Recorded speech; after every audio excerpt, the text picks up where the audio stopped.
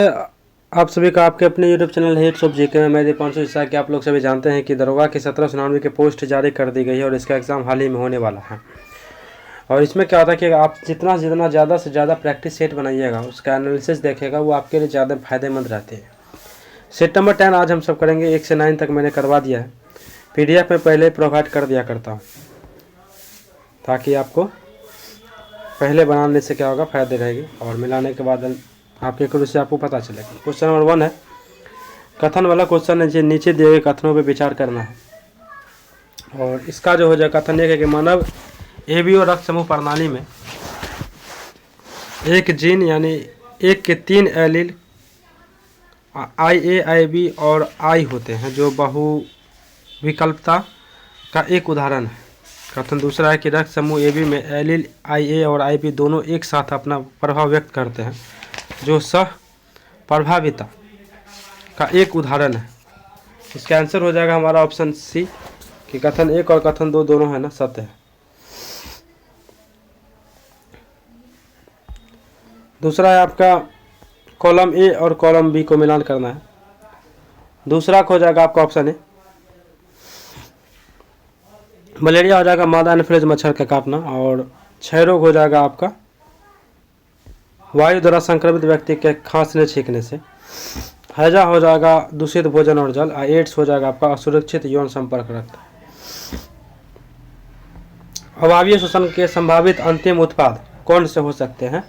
ये 3 का हो जाएगा आपका ऑप्शन C, लैक्टिक अम्ल और कार्बन डाइऑक्साइड, और तीसरा हो जाएगा इथेनॉल यानी अल्कोहल।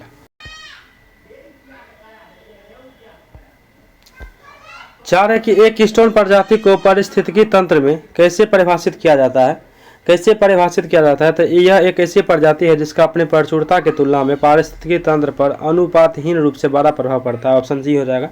5 वृकाणु में बोमेन संपुट का प्राथमिक कार्य क्या है? तो इसका हो जाएगा ऑप्शन सी, कोशिका गुच्छ से उच्च दाब पर निस्पंदित द्रव को एकत्रित करना। Doctor MS Swaminathan the man who fed India नामक पुस्तक किसके द्वारा लिखी गई है? इसका हो जाएगा डी, प्रियदम्बा जयकुमार। 7 मुख्यमंत्री निजुत मोइन 2.2 योजना का संबंध किस राज्य से है? 7 का हो जाएगा आपका ऑप्शन बी, असम से है। भारत सरकार ने डैश को यूनेस्को विश्व धरोहर का दर्जा देने के लिए नामांकित किया है, तो 8 का हो जाएगा ऑप्शन है सारनाथ। 9 का हो जाएगा क्या इसका है ना, डायरेक्ट इनडायरेक्ट बताना है। 9 का हो जाएगा option A, Jaya suggested giving a party but her husband answer the negative. और क्वेश्चन क्या है कि let's give a party said Jaya, let's not said her husband. Active passive बताना है 10 का कि describe how will tell your parents that Darshana was laughed at by all her classmates in active voice. 10 का हो जाएगा option B, all her classmates laughed at दर्शना। वीर कुंवर सिंह का अंतिम युद्ध निम्न में से किस ब्रिटिश सेना अधिकारियों के साथ हुआ था? ये हो जाएगा ली ग्रांट के साथ, डी ऑप्शन। 12 बिहार के कर्नाटक वंश का संस्थापक निम्न में से कौन था? 12 का हो जाएगा ऑप्शन ए, नन्नदेव थे। पट्टा में डेनिश कंपनी के व्यापारिक केंद्र की स्थापना किस वर्ष हुई थी? 13 का हो जाएगा ऑप्शन बी, 1774 में। 14 निम्नलिखित ऐतिहासिक घटनाओं का कालानुक्रम क्रम व्यवस्थित करें। 14 का हो जाएगा आपका ऑप्शन ए, मतलब 4, 5, 1, 3, 2। पहले हुआ था अजातशत्रु का लिच्छवियों के साथ युद्ध, उसके बाद सिकंदर एवं पोरस के मध्य युद्ध, उसके बाद सिकंदर की मृत्यु, उसके बाद आपका तीसरा हुआ था अशोक का राज्याभिषेक, उसके बाद लास्ट में गौतमीपुत्र सातकर्णी ने नाहपान को हराया एवं उसकी हत्या कर दी। निम्न में से किस जैन साहित्य में 16 महाजनपदों का उल्लेख मिलता है? 15 का हो जाएगा ऑप्शन बी, भगवती सूत्र में। पुष्यभूति शासक राजवर्धन की हत्या किसने की थी? 16 का हो जाएगा ऑप्शन बी, गौड़ शासक शशांक ने। भारत के प्राचीन मंदिर स्थापत्य का एक उदाहरण सिरपुर का लक्ष्मण मंदिर कहाँ है? 17 का हो जाएगा ऑप्शन डी, छत्तीसगढ़ में। निम्न में से कौन क्षेत्र शेरशाह के साम्राज्य क्षेत्र में शामिल नहीं था? 18 का ऑप्शन डी हो जाएगा सभी, यानी असम, गुजरात और कश्मीर। झारखंड के देवघर जिला के रोहिणी में ब्रिटिश सेना के भारतीय सैनिकों द्वारा किस तारीख को विद्रोह किया गया? इसका भी हो जाएगा 12 जून 1857 को। चित्र जातीय राय निम्न में से किस विद्रोह के नेता थे? 20 का हो जाएगा आपका ऑप्शन है चेरो विद्रोह। 21 पादप कोशिकाओं में कोशिका द्रव्य विभाजन के दौरान कोशिका प्लेट का निर्माण किस कोशिकांग द्वारा किया जाता है? 21 का हो जाएगा ऑप्शन सी गोल्जी उपकरण। 22 एक परीक्षण क्रॉस किस उद्देश्य से किया जाता है? 22 का हो जाएगा ऑप्शन सी प्रभावी लक्षण लक्षण प्रूफ दिखाने वाले जीवों के जिन रूप की वह कि समयुग्मजी है या विषमयुग्मजी का पता लगाने के लिए। घास की पत्तियों के किनारे से सुबह के समय तरल के रूप में जल की हानि बिंदुस्राव घटना का मुख्य कारण क्या है? 23 का हो जाएगा ऑप्शन सी मूल दाब। 24 विभिन्न धातुओं के निष्कर्षण के लिए उपयोग की जाने वाली निम्नलिखित विधियों को संबंधित धातुओं की अभिक्रियाशीलता के घटते क्रम के अनुसार व्यवस्थित करें। 24 का हो जाएगा ऑप्शन है 2 1 4 3 यानी कि गलित एक्स के विद्युत अपघटन जैसे कि पोटेशियम, उसके बाद कार्बन द्वारा ऑक्साइड का ऑप्शन जैसे कि जिंक हो गया, उसके बाद चौथा कार्बन द्वारा ऑक्साइड का ऑप्शन जैसे कि लोहा, प्रकृति का मुक्त अवस्था में पाया जाने वाला सोना। मानक दाब और दाब एसटीपी पर 11 gram carbon dioxide CO2 gas द्वारा घेरा गया आयतन कितना होगा? परमाणु C12 और वो 16 होगा। तो 25 का हो जाएगा ऑप्शन सी 5 से 6 लीटर। विक्रम साराभाई अंतरिक्ष केंद्र निदेशक किसे नियुक्त किया गया है? 26 का ऑप्शन हो जाएगा CA Rajarajan. World champions of legends WCL 2025 का खिताब किसने जीता है? 27 का ऑप्शन हो जाएगा साउथ अफ्रीका चैंपियंस। भारत का सबसे बड़ा यूनानी चिकित्सा कॉलेज का निर्माण कहाँ किया जा रहा है? 28 का हो जाएगा ऑप्शन ए पटना। 29 इनमें से कौन शब्द अतिवृष्टि का विलोम है? 29 का हो जाएगा ऑप्शन डी अनावृष्टि। 30 इनमें से किसका उच्चारण स्थान कंठ है? कंठ है। 30 का भी हो जाएगा ग। मृत सागर कहाँ है? तो 31 का हो जाएगा आपका डी भूमध्य सागर के दक्षिण पूर्व भाग के निकट। 32 गिरनाइट आग्नेय चट्टान के रूपांतरण में से कौन रूपांतरित चट्टान बनता है? 32 का हो जाएगा ऑप्शन ए नीस। 33 चीन का अशोक निम्न से किस नदी को कहा जाता है? 33 का ऑप्शन डी हो जाएगा हंगहो। पूर्वी त्रिवेणी नहर तथा पश्चिमी त्रिवेणी नहर निम्न से किस नदी परियोजना से संबंध है? 34 का ऑप्शन सी हो जाएगा गंडक परियोजना। चंद्रशेखर सीमा का संबंध निम्नलिखित में से किससे है? 35 का हो जाएगा ऑप्शन है तारों के जीवन चक्रण से। समताप रेखाओं का जन्मदाता निम्न से किसको माना जाता है? 36 का ऑप्शन हो जाएगा अलेक्जेंडर वन हम्बोल्ट को। 37 उत्तर पूर्वी मानसून में सबसे अधिक वर्षा प्राप्त करने वाला राज्य निम्न से कौन है? 37 का ऑप्शन सी हो जाएगा तमिलनाडु। निम्न से कौन सा शहर यमुना नदी के तट पर बसा हुआ है? 38 का ऑप्शन हो जाएगा इटावा। बोरो स्थानीय पवन का प्रवाह किस क्षेत्र में बहती है? इसका हो जाएगा सी यूरोप में। 40 दूधसागर जलप्रपात किस राज्य में है? दूधसागर जलप्रपात जो है ये हो जाएगा ऑप्शन सी गोवा में है। निम्नलिखित में से कौन सा युग्म क्रियात्मक समावयवी का एक उदाहरण है? 41 का हो जाएगा ऑप्शन सी आपका एथेनॉल और डाइमिथाइल एथर। 42 वनस्पति तेल से वनस्पति घी के निर्माण में प्रयुक्त होने वाली अभिक्रिया का नाम क्या है? 42 का ऑप्शन सी हो जाएगा हाइड्रोजनीकरण। 43 एक तत्व का इलेक्ट्रॉनिक विन्यास 28282 है और इस तत्व के बारे में निम्नलिखित में से कौन सा कथन गलत है? 43 का ऑप्शन सी हो जाएगा इसका ऑक्साइड अम्लीय प्रकृति का होता है। 44 एक डायनेमिक माइक्रोफोन में ध्वनि ऊर्जा को विद्युत ऊर्जा में बदलने प्रक्रिया को निम्नलिखित चरणों को सही क्रम व्यवस्थित करना है। 44 का ऑप्शन ये हो जाएगा 2 4 1 3 यानी कि ध्वनि तरंग माइक्रोफोन के डायफ्राम से टकरा कर उससे कंपन उत्पन्न करती है और डायफ्राम से जुड़े कुंडली भी चुंबकीय क्षेत्र से आगे पीछे गति करती है। और पहला के चुंबकीय क्षेत्र में कुंडली के हिलने से उसके एक प्रेरित धारा उत्पन्न होती है। और तीसरा कि इससे यह विद्युत संकेत के आगे प्रबंधन के लिए भेजा जा सकता है। नीचे 2 कथन दिए गए हैं। कथन यह है कि अग्रिम सूर्योदय और विलंबित सूर्यास्त एंड वायुमंडलीय अपवर्तन रिफ्रैक्शन के कारण होता है। और कथन आ रहा है कि पृथ्वी को वायुमंडल में प्रवेश करने पर सूर्य का प्रकाश विरल माध्यम से सघन माध्यम की ओर जाते हुए अविलंबित की ओर झुक जाती है, जिसके सूर्य क्षितिज के नीचे होने पर भी दिखाई देता है। 45 का ऑप्शन ही हो जाएगा ए और आर दोनों सत्य है और आर ए का सही व्याख्या करता है। 46 71वें राष्ट्रीय फिल्म पुरस्कार में किस फिल्म को सर्वश्रेष्ठ फीचर फिल्म का पुरस्कार प्रदान किया गया है? 46 का ऑप्शन बी हो जाएगा 12वीं फेल। 47 वैश्विक आतंकवाद सूचकांक 2025 के अनुसार आतंकवाद से प्रभावित देशों को उनकी रैंकिंग के अनुसार घटते क्रम व्यवस्थित करना है।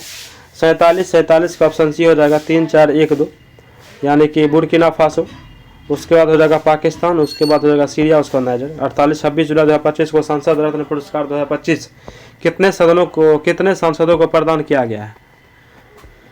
ऑप्शन ए हो जाएगा 17। मैथ क्वेश्चन है, सोल्यूशन आपको पीडीएफ पे जस्ट थोड़ा देर के बाद करवाया जाएगा। 49 का ऑप्शन डी हो जाएगा। 50 किसी वस्तु का क्रय मूल्य 50 का हो जाएगा ऑप्शन डी, ये भी 40%। हुसैन सागर झील किस राज्य में है? हुसैन सागर झील किस राज्य में? 51 का हो जाएगा आपका बी, तेलंगाना में है। कोपेन के जलवायु वर्गीकरण में शुष्क ग्रीष्म ऋतु वाला मानसून प्रकार की जलवायु एएस भारत में कहाँ पाई जाती है? ये हो जाएगा आपका ऑप्शन भी तमिलनाडु के कोरमंडल तट क्षेत्र में। 53 निम्न से किस नदी का उद्गम ब्रह्मगिरी पहाड़ियों से होता है?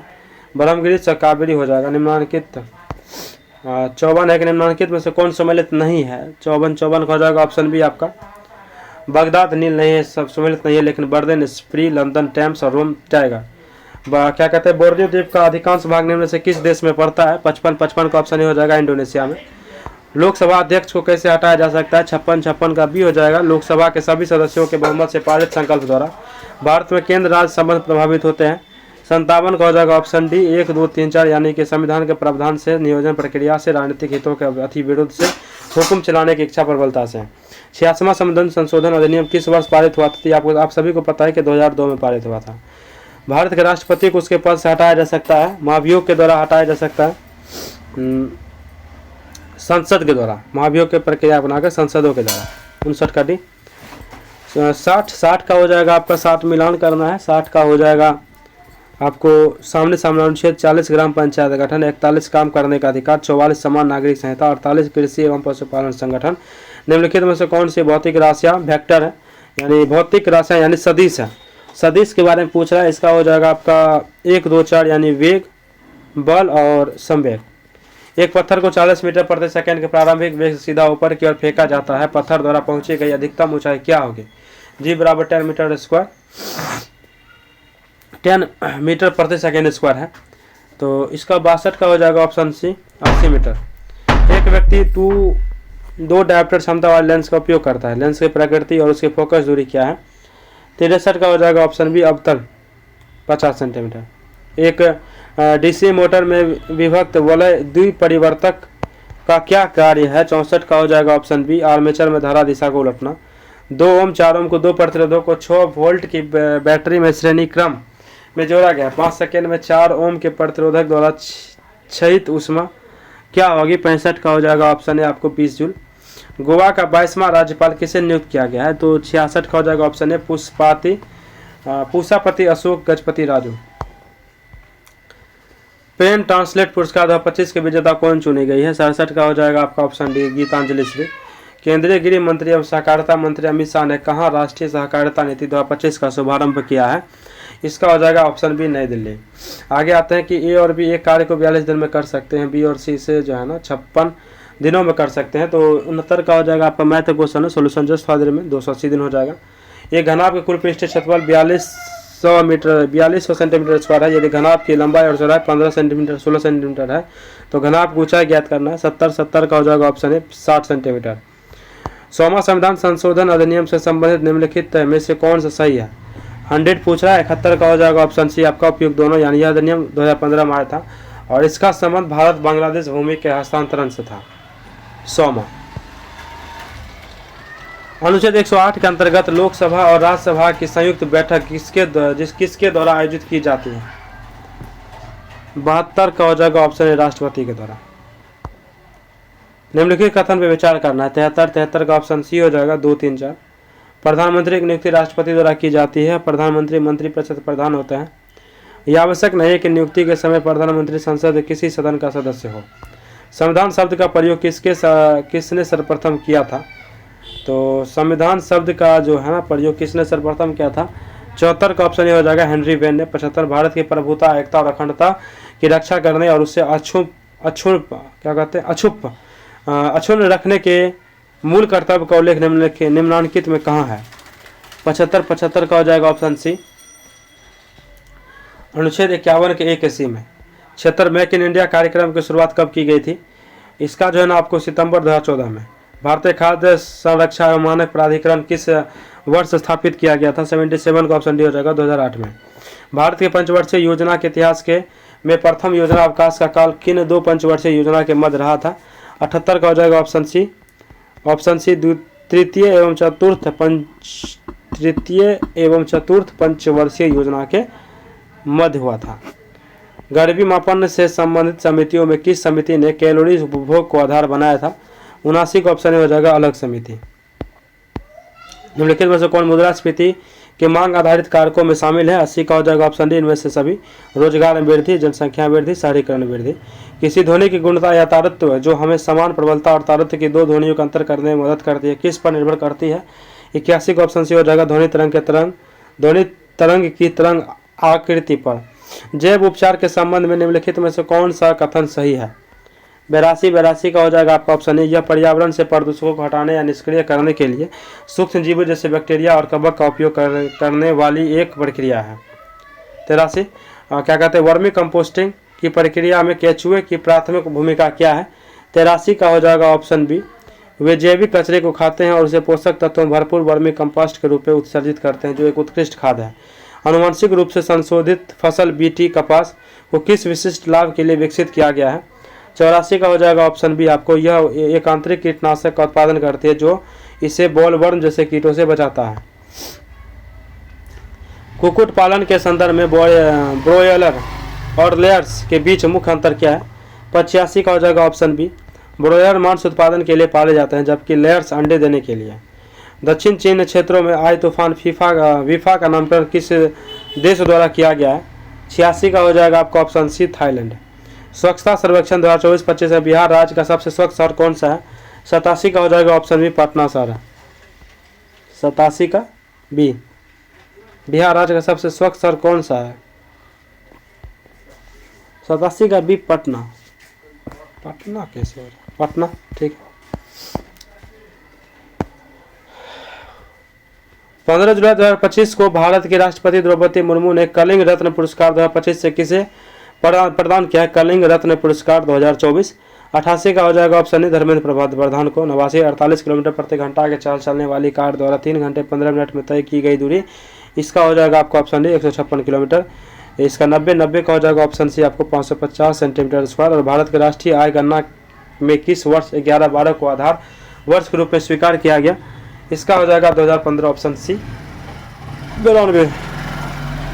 शुद्ध राष्ट्रीय उत्पाद एनएनपी निम्नलिखित में से किस गणना में ज्ञात होती है, तो 92 का ऑप्शन बी हो जाएगा। सकल राष्ट्रीय उत्पाद जीएनपी में पूंजी में हुए गिरावट मृत्यु ह्रास को घटाने पर।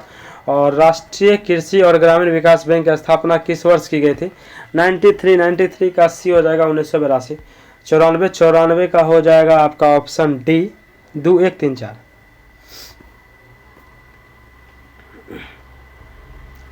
यानी इल्बर्ट बिल हो जाएगा आपका लॉर्ड रिपन। और द्वितीय अफगान युद्ध हो जाएगा लॉर्ड लिटन। धार्मिक अयोग्यता अधिनियम हो जाएगा आपका लॉर्ड डलहौजी। और प्राचीन स्मारक अधिनियम हो जाएगा आपका लॉर्ड कर्जन। पंचायत सदस्य की अयोग्यता का प्रश्न कौन निर्धारित करेगा, कौन करेगा निर्धारित, इसका हो जाएगा सी, ऐसी संस्था जिसे राज्य विधानमंडल मुहैया करा सके। निम्नलिखित में से कौन से एक सही सम्मिलित नहीं है। 96 का हो जाएगा आपका डी, यानी S.A. हांगे नवयुग, ये सम्मिलित नहीं है। लेकिन Sachchidananda Sinha, Indian People, Mohammad Ali, comrade, doctor Rajendra Prasad, India Divided. निम्नलिखित में से कौन सा एक सही सम्मिलित नहीं है। 97 का ऑप्शन हो जाएगा चौरी चौरा कांड 1920 में सम्मिलित नहीं है। गांधी जी के दांडी यात्रा 1930, गांधी इरविन समझौता 1931, पुणे पैक्ट 1932 में हुआ था। दिल्ली दरबार के समय भारत का वायसराय कौन था। 98 का ऑप्शन हो जाएगा आपका लॉर्ड लिटन, ऑप्शन बी। 99 इनमें से किसे दी हिंदू एसोसिएशन की स्थापना की, किसने दी हिंदू एसोसिएशन की स्थापना की, श्रीमती एनी बेसेंट ने। 100 का मिलान है। 100 का ऑप्शन हो जाएगा आपका सी, यानी कि दशत ए लूट हो जाएगा आपका ईरान। और नूबियन मरुस्थल ये हो जाएगा सूडान में।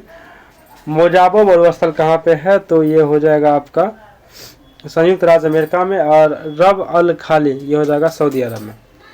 तो आपने पूरा 100 of 100 क्वेश्चन मिला लिया होगा। कमेंट करके एक बार मार्क जरूर बताइएगा, कमेंट जरूर करके स्कोर अपना जरूर बताइएगा। एनालिसिस आप देखते हैं, क्वेश्चन मैं पढ़ूंगा और आंसर भी मैं ही पढ़ूंगा। आप सभी को सुनिए और देखिए।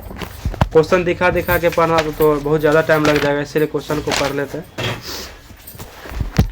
फर्स्ट हमारा क्वेश्चन क्या था कि कथन का क्वेश्चन था, तो पढ़ लेते हैं। ऑप्शन सी था कथन 1 और कथन 2 है ना, दोनों सत्य है।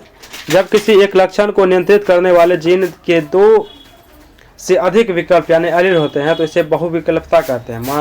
मानव ABO रक्त समूह में जीन फर्स्ट के 3 एलील IA, IB और I होते हैं। कथन दूसरा है कि सप्रभाविता, यह भी सत्य है। सप्रभाविता वह स्थिति है जब एक विषम युग्म जी हेटेरोजाइगोट में दोनों एलील अपना अपना प्रभाव दूरी पूरी तरह से व्यक्त करते हैं। AB रक्त समूह वाले व्यक्ति IA और IB दोनों एलील व्यक्त होते हैं, जिससे लाल रक्त कोशिका A और B दोनों प्रकार के एंटीजन मौजूद होते हैं। इन एलील में IA और IB दोनों I पर प्रभावी होते हैं, लेकिन एक दूसरे के साथ वह सब प्रभावी होते हैं। यह प्रणाली में 6 संभावित जीन प्रारूप है, यानी आई, उसके बाद है IB, उसके बाद है आपका दूसरा पेयर IAIB। दूसरा मतलब होते हैं जो 4 अलग अलग लक्षण प्रारूप रक्त समूह AB और O को जन्म देते हैं। कॉलम दूसरा क्वेश्चन है मिलान करना। मलेरिया मादा एनोफिलीज मच्छर काटने से होता है। क्षयरोग वायु द्वारा संक्रमित व्यक्ति के खांसने छींकने से। हैजा दूषित भोजन और जल संचरण से। एड्स होता है आपका असुरक्षित यौन संपर्क रक्त से। मलेरिया प्लाज्मोडियम नामक प्रोटोजोआ परजीवी कारण होता है जिसे मादा एनोफिलीज मच्छर की एक वाहक के रूप में फैलाती है। क्षयरोग माइक्रोबैक्टीरिया ट्यूबरक्लोसिस नामक जीवाणु कारण होता है और यह मुख्य रूप से वायु द्वारा फैलता है जब कोई संक्रमित व्यक्ति इसे खांसता या छींकता है। हैजा विब्रियो कोलिडी नामक जीवाणु होने वाला एक तीव्र आंत्र संक्रमण है जो दूषित भोजन और जल के सेवन से फैलता है। एड्स HIV वायरस कारण होता है जो शरीर की प्रतिरक्षी प्रणाली पर हमला करता है। इसका संचरण और सुरक्षित यौन संपर्क संक्रमित रक्त चढ़ाने और संक्रमित मां से बच्चे में होता है। तीसरा क्वेश्चन है आपका कि अवायवीय शोषण के संभावित अंतिम उत्पाद कौन से हो सकते हैं। तो अवायवीय शोषण के संभावित अंतिम उत्पाद लैक्टिक अम्ल, कार्बन डाइऑक्साइड, एथेनॉल, अल्कोहल होता है। अवायवीय शोषण वह प्रक्रिया है जो ऑक्सीजन की अनुपस्थिति में होती है। इससे ग्लूकोज का पूर्ण ऑक्सीकरण होता है जिसमें कम मात्रा में ऊर्जा निकलती है। जब हमारी मांसपेशियां की कोशिकाएं अत्यधिक व्यायाम के दौरान ऑक्सीजन की कमी के शोषण करती है तो लैक्टिक अम्ल का उत्पादन करती है। ईस्ट यानी खमीर जैसी की कोशिकाओं में अवायवीय घर्षण के परिभ्रमण इथेनॉल और कार्बन डाइऑक्साइड बनते हैं। तो इस प्रक्रिया को उपयोग शराब और बेकरी उद्योग में किया जाता है। H2O अवायवीय शोषण का एक अंतिम उत्पाद है जहाँ ऑक्सीजन अंतिम इलेक्ट्रॉन स्वीकर्ता के रूप में कार्य करता है, न कि अवायवीय शोषण का। चौथा क्वेश्चन है कि एक किस्टोन प्रजाति को पारिस्थितिकी तंत्र में कैसे परिभाषित किया जाता है। तो इसका सी हो जाएगा कि किस्टोन प्रजाति एक ऐसी प्रजाति है जिसका अपने प्रचुरता तुलना में पारिस्थितिकी तंत्र पर अनुपातहीन रूप से बड़ा प्रभाव पड़ता है। अनुपातहीन से किस्टोन प्रजाति की संख्या भले ही कम हो लेकिन उनकी उपस्थिति या अनुपस्थिति पूरे पारिस्थितिकी तंत्र की संरचना और कार्य प्रणाली को मौलिक रूप से बदल सकती है। एग्जाम्पल है कि समुद्री ऊदबिलाव सी ऑटर समुद्री अर्चिन की आबादी को नियंत्रित करती है। यदि ऊदबिलाव को हटा दिया जाए तो अर्चिन की को नियंत्रित करते हैं। यदि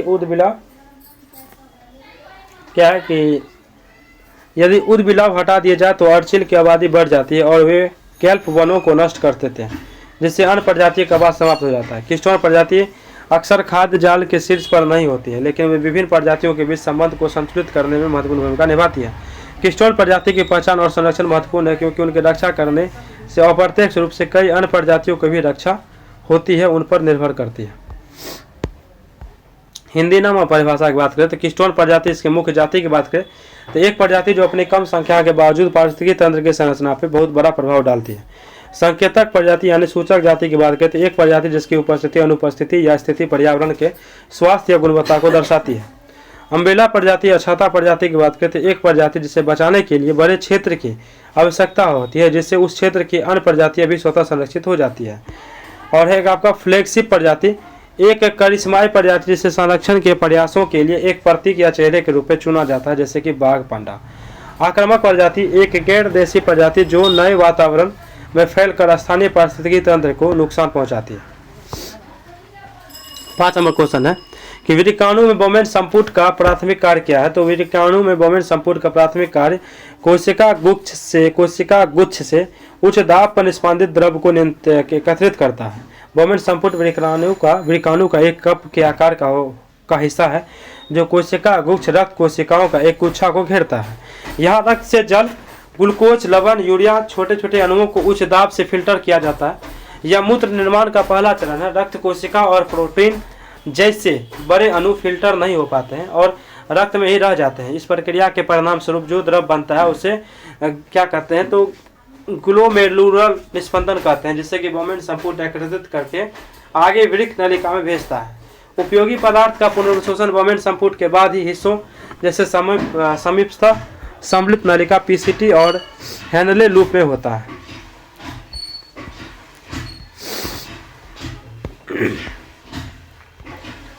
छह number doctor S Swaminathan the man who fed India नामक पुस्तक किसके द्वारा लिखी गई है? Doctor S Swaminathan the man who fed India नामक पुस्तक प्रियबंदा जय कुमार द्वारा लिखी गई है। प्रियदंबा जय कुमार सिंगापुर की लेखिका है जिनमें डॉक्टर एम एस स्वामीनाथन की जीवनी लिखी है। यह पुस्तक डॉक्टर स्वामीनाथन के जीवन और कार्यों को प्रकाश डालती है।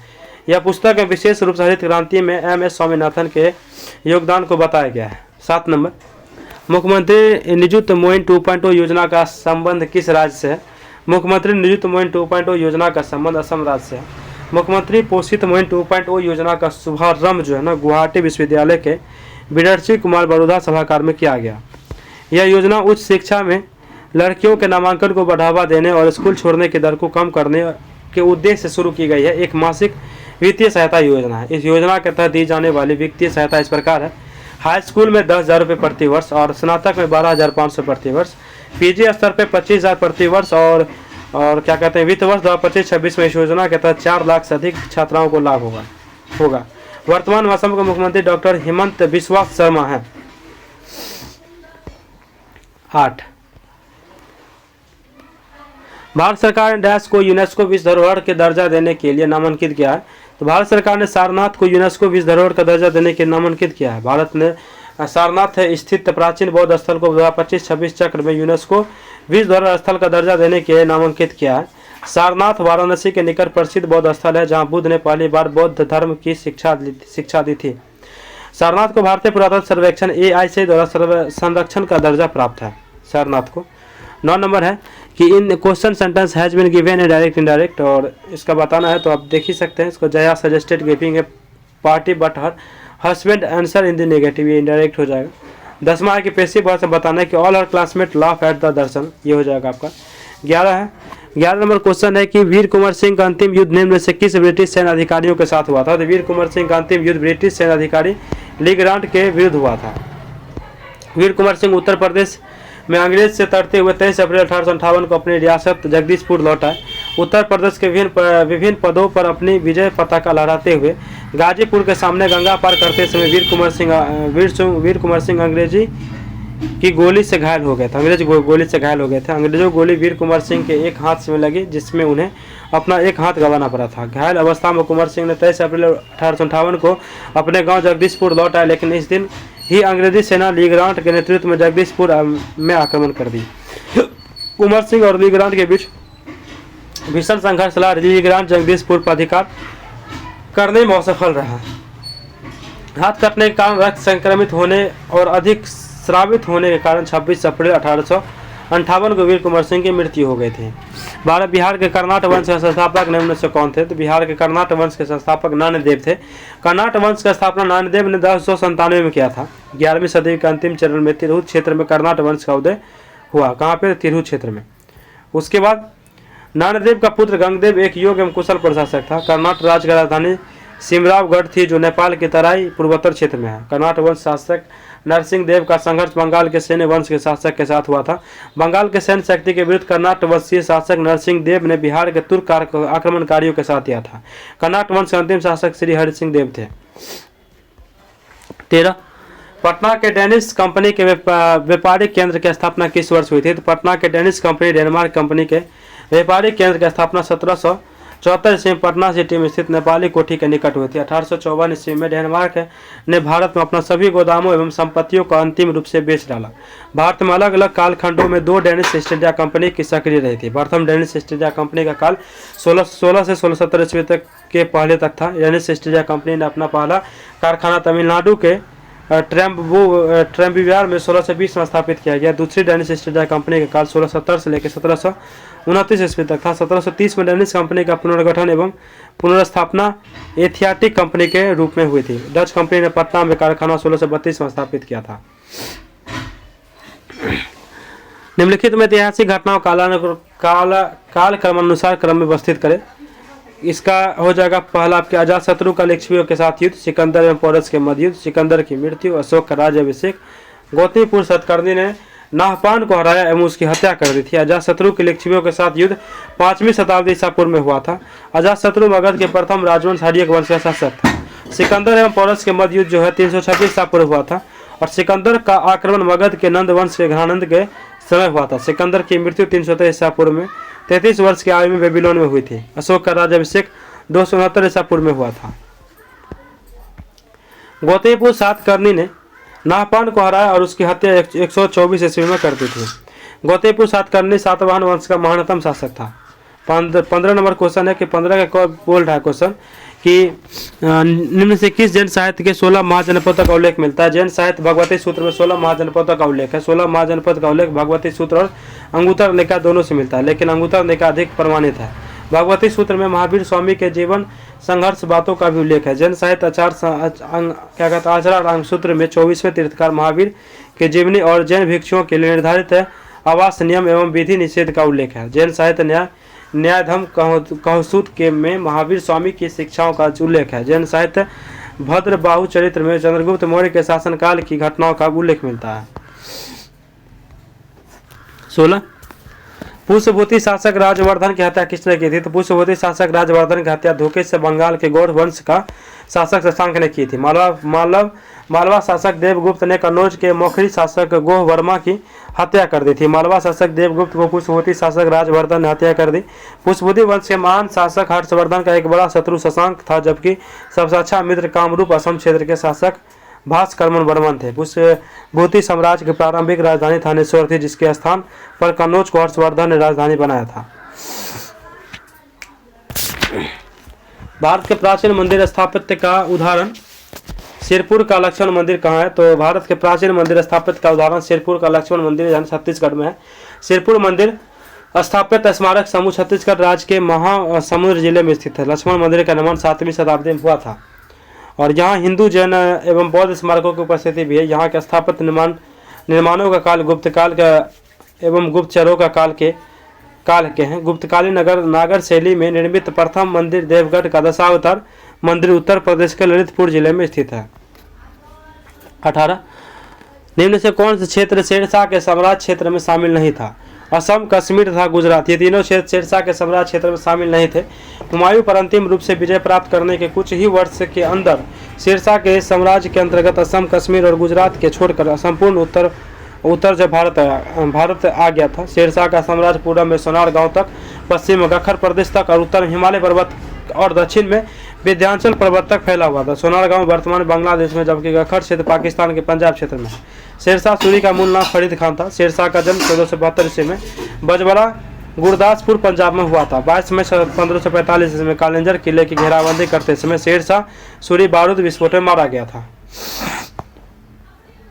19 झारखंड के देवघर जिला के रोहिणी ब्रिटिश सेना के भारतीय सैनिकों द्वारा किस तारीख का विद्रोह किया गया था।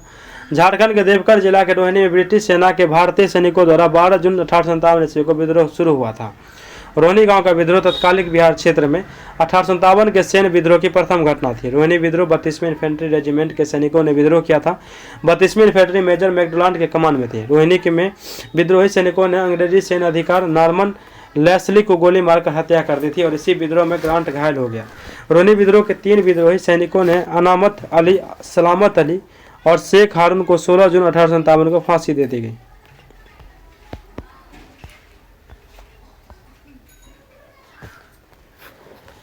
बीस नंबर क्वेश्चन है कि चित्रजीत राय निम्न से किस विद्रोह के नेता थे। चित्रजीत राय चेरो विद्रोह के नेता थे। चेरो विद्रोह पलामू क्षेत्र में हुआ था।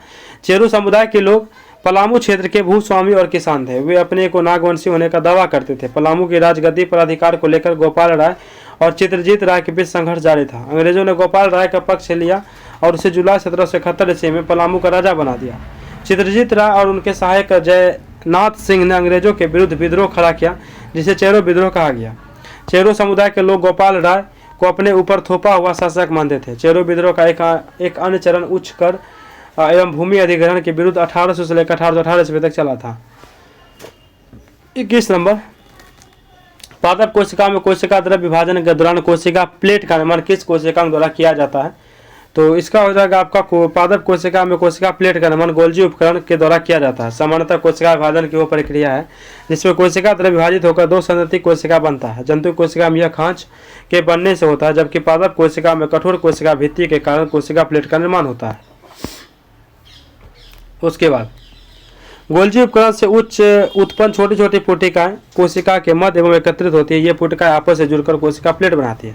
ये कोशिका प्लेट से बाहर की ओर बढ़ती है और अंततः मौजूदा कोशिका भित्ति से जुड़ जाती है, जिससे दो अलग अलग संतति कोशिका का निर्माण होता है। प्रत्येक कोशिका बाद में अपनी प्राथमिक कोशिका भित्ति को स्रावित करती है। 22 नंबर,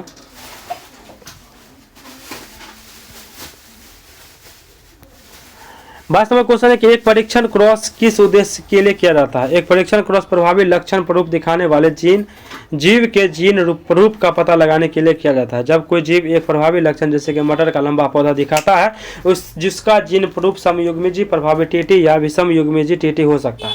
परीक्षण क्रॉस यह निर्धारित करने में मदद करता है कि इन दोनों में कौन सा जीन प्ररूप है। परीक्षण क्रॉस में अज्ञात जीन प्ररूप वाले प्रभावी लक्षण प्ररूप वाले जीव का संकरण एक सम युग्मजी और प्रभावी जीव जैसे कि बौना पौधा टीटी के साथ किया जाता है। यदि सभी संतति प्रभावी लक्षण दिखाते हैं तो मूल जीव समयुग्मजी प्रभावी टीटी था। यदि संतति में प्रभावी और अप्रभावी लक्षणों का अनुपात 1:1 होता है तो मूल जीव विषम युग्मजी यानी टीटी था। यह तकनीक अनुवांशिक अनुसंधान और पादप पशु प्रजनन कार्यक्रम में बहुत उपयोगी है। 23 नंबर, घास की पत्तियों के किनारे से सुबह के समय तरल के रूप में जल की हानि बिंदु स्राव घटना का मुख्य कारण क्या है। घास की पत्ती के किनारे के सुबह के समय तरल के रूप में जल की हानि बिंदु स्राव की घटना का मुख्य कारण मूल दाब है। मूल दाब एक घनात्मक दाब है जो जड़ों के जाइलम कोशिकाओं में उत्पन्न होता है। यह जड़ों द्वारा सक्रिय रूप से खनिज आयनों के अवशोषण के कारण होता है, जिसके बाद परासरण द्वारा जल भी जाइलम में प्रवेश करता है। बिंदुस्राव आमतौर पर रात में या सुबह के समय होता है जब वाष्पोत्सर्जन की दर बहुत कम होती है क्योंकि रंध्र बंद होते हैं और मिट्टी पर्याप्त नमी होती है। जब मूल दाब काफ़ी अधिक हो जाता है तो यह जाइलम में पानी ऊपर की ओर धकेलता है और अतिरिक्त पानी पत्तियों के किनारे पर स्थित विशेष छिद्रों जिन्हें जल रंध्र कहते हैं से बूंदों के रूप में बाहर निकल जाता है। बिंदुस्राव से निकलने वाला पानी ओस नहीं होता है, यह जाइलम का रस होता है जिसके लवण और संकरा भी घुले होते हैं, जबकि ओस वायुमंडलीय जलवाष्प का संघनन है।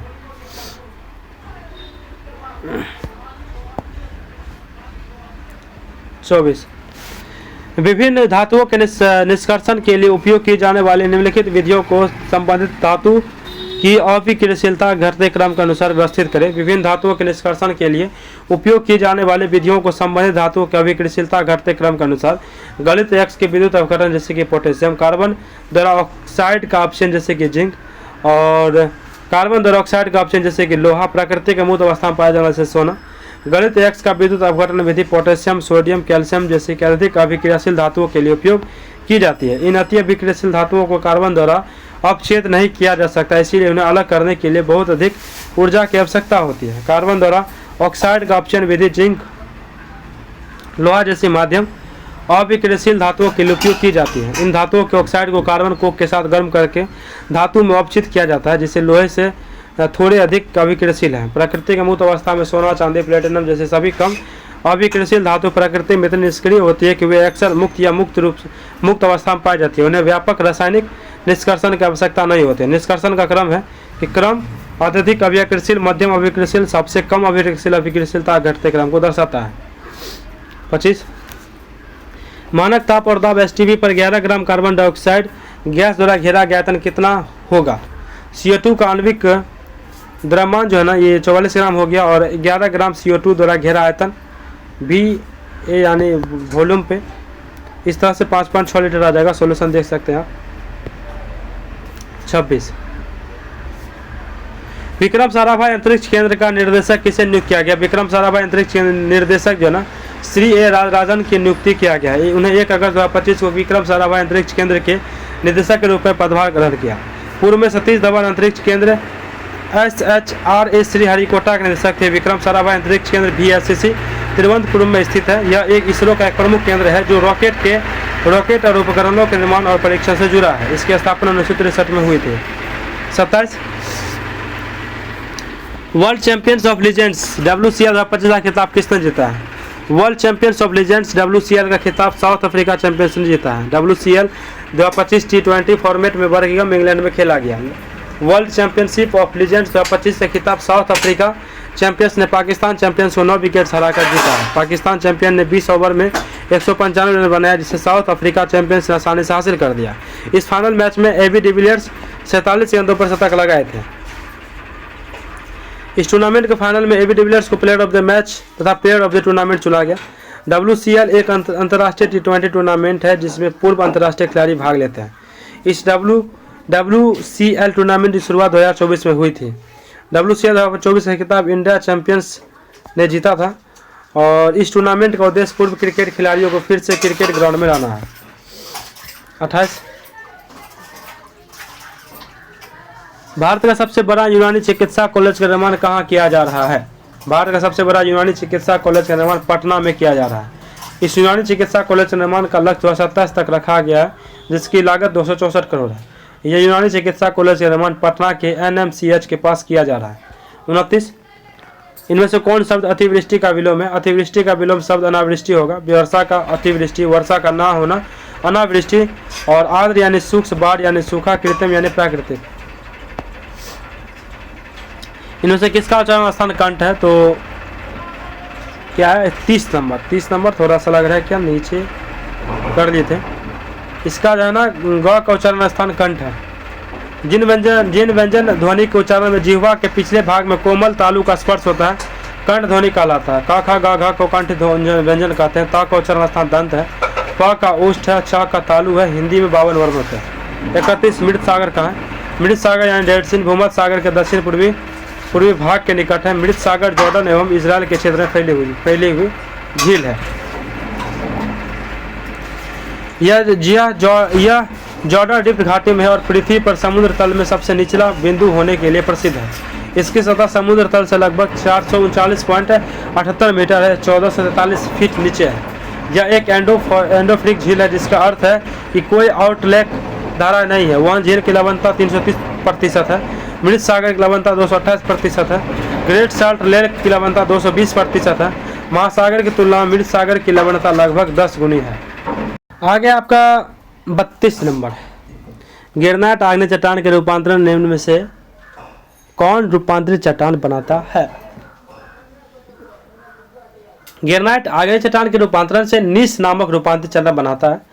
आग्नेय चट्टान तब बनता है जब पिघली हुई चट्टान मैग्मा या लावा ठंडी होकर ठोस हो जाती है। या अंतर्वेदी प्लूटोनिक चट्टान या बहिर्वेदी चट्टानें हो सकती है। आग्नेय चट्टान का उदाहरण गिरनाट, बेसाल्ट आदि है।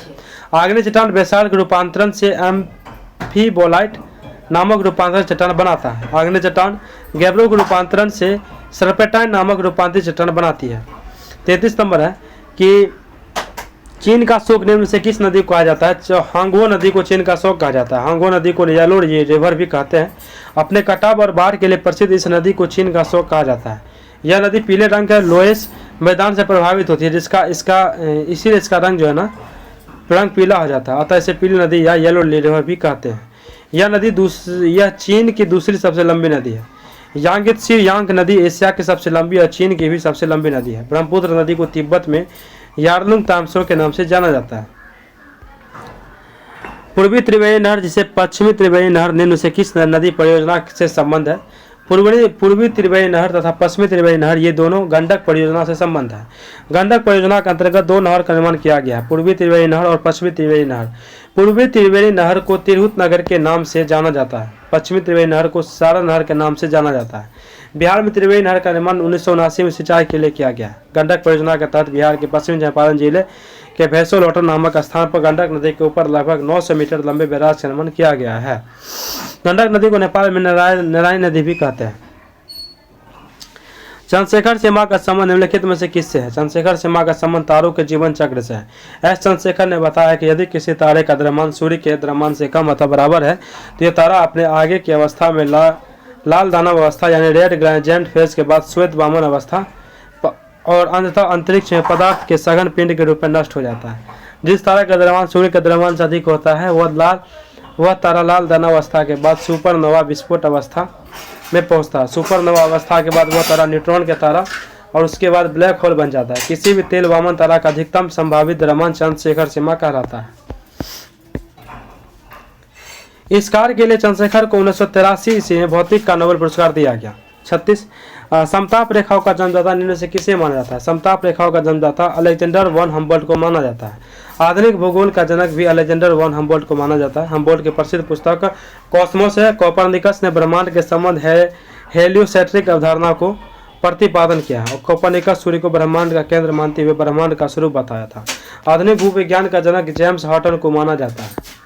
आगे 37 नंबर का क्वेश्चन क्या है कि उत्तर पूर्वी मानसून से संबंध अधिक वर्षा प्राप्त करने वाले राज्य निम्न से कौन है? तो उत्तर पूर्वी मानसून से संबंध अधिक वर्षा प्राप्त करने वाले राज्य तमिलनाडु है। भारत में मानसून निर्वर्तन यानी रिटरिंग मानसून के क्रम में उत्तर पूर्व में बंगाल की खाड़ी से होती हुई एक हवा प्रायद्वीपीय भारत के दक्षिण पूर्वी क्षेत्र में पहुंचकर वर्षा कराती है। मानसून निर्वर्तन के क्रम में उत्तर पूर्व में बंगाल की खाड़ी पर पार करते हुए कोरोमंडल तट पर टकराने वाले इस हवा के प्राकृतिक प्रक्रिया को उत्तर पूर्वी मानसून कहते हैं। उत्तर पूर्वी मानसून की सक्रियता अक्टूबर, नवंबर और दिसंबर के महीने से होती है। भारत में सर्वाधिक वर्षा दक्षिण पश्चिम मानसून से होती है। उत्तर भारत में शीत ऋतु में वर्षा पश्चिम विक्षोभ कारण होती है। पश्चिम विक्षोभ का उद्गम स्थान भूमध्य सागर है। 38 निम्न से कौन शहर यमुना नदी के तट पर बसा हुआ है? उत्तर प्रदेश के इटावा शहर यमुना नदी के तट पर बसा हुआ है। उत्तर प्रदेश राज्य में आगरा, मथुरा, औरैया था इटावा शहर यमुना नदी के तट पर बसे हुए शहर है। उत्तर प्रदेश में कानपुर, कन्नौज, फर्रुखाबाद, वाराणसी, मिर्जापुर, बलिया, हरिद्वार, बिजनौर ये सभी गंगा नदी के तट पर बसे हुए शहर हैं। नई दिल्ली यमुना नदी के तट के किनारे हैं। प्रयागराज इलाहाबाद गंगा एवं यमुना नदी के संगम विलुप्त सरस्वती के निकट बसा शहर है। ओडिशा, कटक तथा संबलपुर महानदी के तट पर बसे हुए शहर है। 39 बोरो स्थानीय पवन का प्रवाह किस क्षेत्र में बहती है? तो बोरो स्थानीय पवन का प्रवाह यूरोप क्षेत्र में बहती है। बोरा मध्य यूरोप में उत्तर पूर्वी पर्वतों में एड्रियाटिक सागर के पूर्वी किनारे पर बहने वाली पवन है। बोरा पवन में सर्वाधिक प्रभावित क्षेत्र इटली और यूगोस्लाविया है। बोरा पवन ठंडी एवं शुष्क पवन है। क्रोएशिया के वेलबिट पर्वत में बोरा हवाएं सबसे तेज होती है। बोरा हवाएं स्लोवेनिया में विपाप घाटी और कास्ट पठार के काला सागर में तस्मेस खाड़ी से भी टकराती है। 40 नंबर क्वेश्चन है कि दूधसागर जलप्रपात किस राज्य में है? दूधसागर जलप्रपात गोवा राज्य में स्थित है। दूधसागर जलप्रपात गोवा और कर्नाटक के सीमा के निकट है। दूधसागर जलप्रपात मांडवी नदी पर है। दूधसागर जलप्रपात की ऊंचाई 310 मीटर अर्थात 1017 फीट है। दूधसागर जलप्रपात की औसत ऊंचाई 30 मीटर अर्थात 100 फीट है। दूधसागर जलप्रपात पश्चिमी घाट की ऊंची चोटी से गिरती है। भारत की सबसे ऊंची जलप्रपात कुचिकल जलप्रपात है जो 45,550 की ऊंचाई वाली वाराही नदी पर स्थित है। वाराही नदी पर निम्नलिखित में से कौन सा युग्मक क्रियात्मक समावयवी आइसोमर का एक उदाहरण है? 41 नंबर क्वेश्चन है, सी हो जाएगा इसका। एथेनॉल और डाइमिथाइल ईथर क्रियात्मक समावयवी का एक उदाहरण है। क्रियात्मक समावयवता वह है जिसमें यौगिक के आणविक सूत्र समान होता है लेकिन उनसे उपस्थित क्रियात्मक समूह फंक्शनल ग्रुप भिन्न होते हैं जिसके कारण उनसे रासायनिक और भौतिक गुण पूरी तरह से अलग होते हैं। उदाहरण एथेनॉल CH3CH2OH और डाइमिथाइल ईथर CH3OCH3 दोनों का आणविक सूत्र C2H6O है। हालांकि एथेनॉल में अल्कोहल OH क्रियात्मक समूह है जबकि डाइमिथाइल ईथर O क्रियात्मक समूह है। एन ब्यूटेन और आइसोब्यूटेन और श्रृंखला समावयवी है। एथीन और एसिटिल का आणविक सूत्र भी अलग है। अल्कोहल होने के कारण एथेनॉल तरल है और पानी में घुलनशील है जबकि ईथर होने के कारण डाइमिथाइल ईथर है एक गैस और पानी में कम घुलनशील है।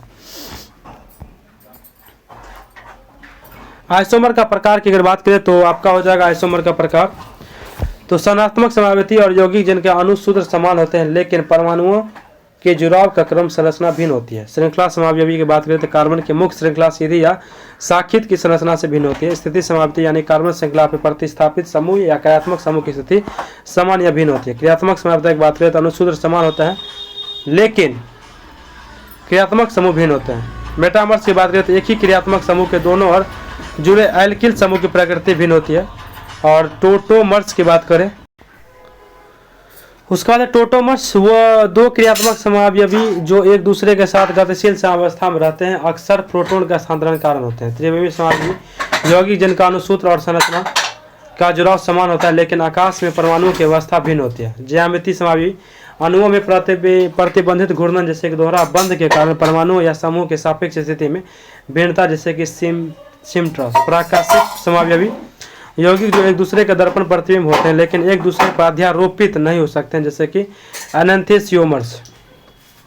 42 वनस्पति तेलों वनस्पति घी डालडा के निर्माण में प्रयुक्त होने वाली अभिक्रिया का नाम हाइड्रोजनीकरण है। प्रक्रिया हाइड्रोजनीकरण वो प्रक्रिया है जिसमें असंतृप्त हाइड्रोकार्बन जिनमें डबल या ट्रिपल बॉन्ड होते हैं को उत्प्रेरक की उपस्थिति में हाइड्रोजन के साथ अभिक्रिया कराकर संतृप्त हाइड्रोकार्बन जिनमें केवल सिंगल बॉन्ड होते हैं में बदला जाता है। वनस्पति तेल असंतृप्त वसा होते हैं और कमरे के तापमान पर तरल होते हैं। हाइड्रोजनीकरण प्रक्रिया इन असंतृप्त तेलों को संतृप्त वसा घी में परिवर्तित करती है जो कमरे के तापमान पर अर्ध ठोस होते हैं। हाइड्रोजनीकरण अभिक्रिया को तेज करने के लिए आमतौर पर निकल प्लेटिनम या प्लेटिनम जैसे उत्प्रेरक का उपयोग किया जाता है। सामान्यतः इस प्रक्रिया में कभी कभी अस्वास्थ्य का ट्रांसफेट का भी निर्माण हो सकता है।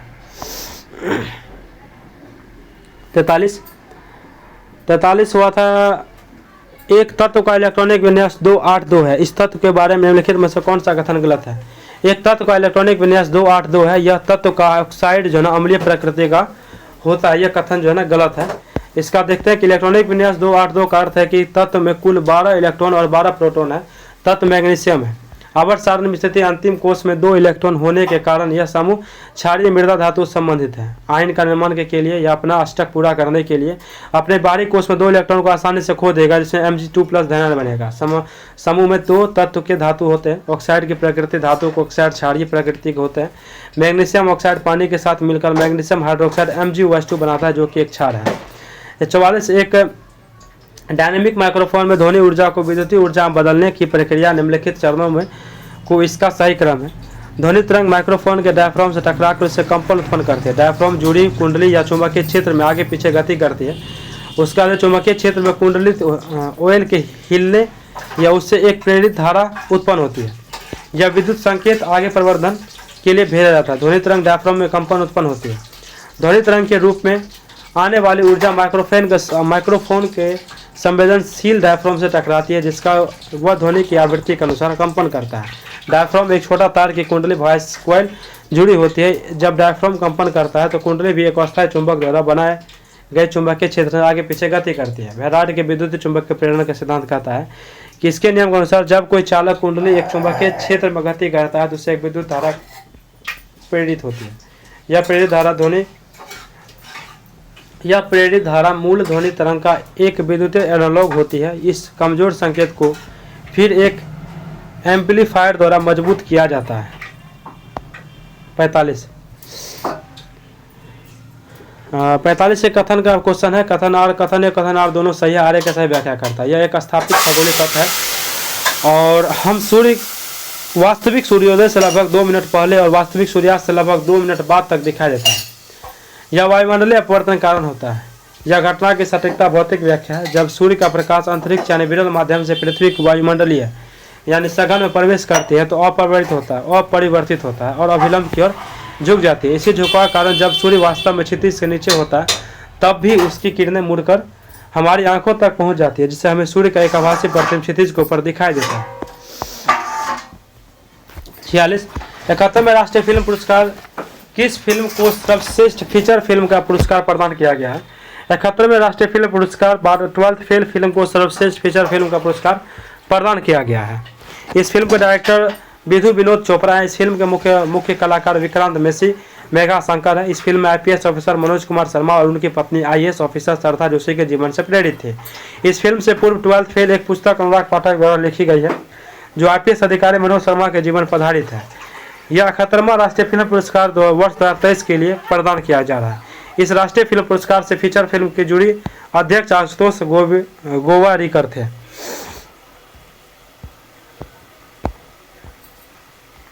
47 वैश्विक आतंक सूचकांक 2025 के अनुसार आतंकवाद से प्रभावित देशों को उनके रैंकिंग के अनुसार घटते क्रम व्यवस्थित करें। वैश्विक आतंकवाद सूचकांक 2025 के अनुसार आतंकवाद से प्रभावित देशों को उनकी रैंकिंग के अनुसार घटते क्रम में बुर्किना फासो, पाकिस्तान, सीरिया और नाइजर है। यह report institute for economics and peace द्वारा जारी किया गया। भारत की स्थिति इस सूचकांक में 14वां रैंक प्राप्त है और 48 का है क्या कि 26 जुलाई 2025 को सांसद रत्न पुरस्कार 2025 कितने सांसदों को प्रदान किया गया? 26 जुलाई 2025 को सांसद रत्न पुरस्कार 2025 17 सांसदों को प्रदान किया गया। इन सम्मानों में 4 विशेष जुड़ी पुरस्कार भी शामिल है, जिन्होंने लगातार 3 कार्यकाल में संसदीय लोकतंत्र में उनके निरंतर योगदान को मान्यता प्रदान करते हैं। सांसद का नाम, पार्टी और राज। भर्तृहरि महताब बीजेपी पार्टी के और राज्य Orissa. NK. Premachandran revolutionary socialist party जो कि केरला राज्य के हैं। सुप्रिया सुले एनसीपी एससीपी महाराष्ट्र के। श्रीरंग अप्पा बारने शिवसेना ये महाराष्ट्र के। सांसद रत्न पुरस्कार 2025 नई दिल्ली के महाराष्ट्र सदन में प्राप्त किया गया। प्राइम पॉइंट फाउंडेशन और डिजिटल मैगजीन प्रेजेंस ने 2010 में सांसद रत्न पुरस्कार की शुरुआत की थी। सांसद रत्न पुरस्कार 2025 से सम्मानित सांसदों की सूची में इस प्रकार है। क्रम संख्या, सांसद का नाम, पार्टी का नाम और राज्य की अगर बात करें तो अरविंद सावंत शिवसेना पार्टी के थे। स्मिता बाग बीजेपी के हैं। नरेश गणपत महास्के शिवसेना के। वर्षा गायकवाड़ कांग्रेस के। डॉक्टर मेघा कुलकर्णी बीजेपी के। सुप्रिया सुले एनसीपी एससीपी के। श्रीरंग अप्पे बारने शिवसेना के। रवि किशन ये बीजेपी यहाँ तक जो है ना आपकी महाराष्ट्र में हो गया। रवि किशन जो कि बीजेपी के हैं और प्रवीण पटेल बीजेपी के हैं, ये उत्तर प्रदेश के सांसद हैं। निशिकांत दुबे बीजेपी के हैं। विद्युत बरण महतो बीजेपी। पीबी चौधरी, निशिकांत दुबे और विद्युत बरण महतो ये बीजेपी के हैं, दोनों झारखंड के हैं। पीबी चौधरी बीजेपी और मदन राठौर बीजेपी, ये सब राजस्थान के हैं, ये दोनों। भर्तृहरि महताब बीजेपी के हैं और सी.एन. अन्नादुराई द्रमुक। भर्तृहरि महताब बीजेपी ओडिशा राज्य के हैं। सी.एन. अन्नादुराई द्रमुक ये तमिलनाडु के। दिलीप सेकिया बीजेपी असम के। एन.के. प्रेमचंद्रन आरएसपी ये केरल के हैं।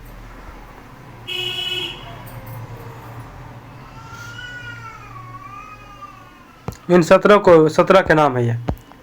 49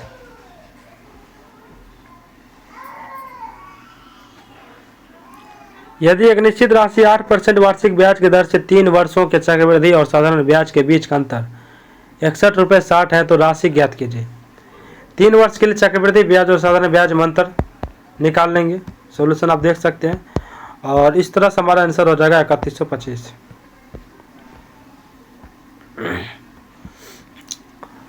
किसी वस्तु का क्रय मूल्य और विक्रय मूल्य 5:3 के अनुपात में होने पर प्रतिशत हानि कितनी होगी? क्रय मूल्य और विक्रय मूल्य 5:3 यानी 2।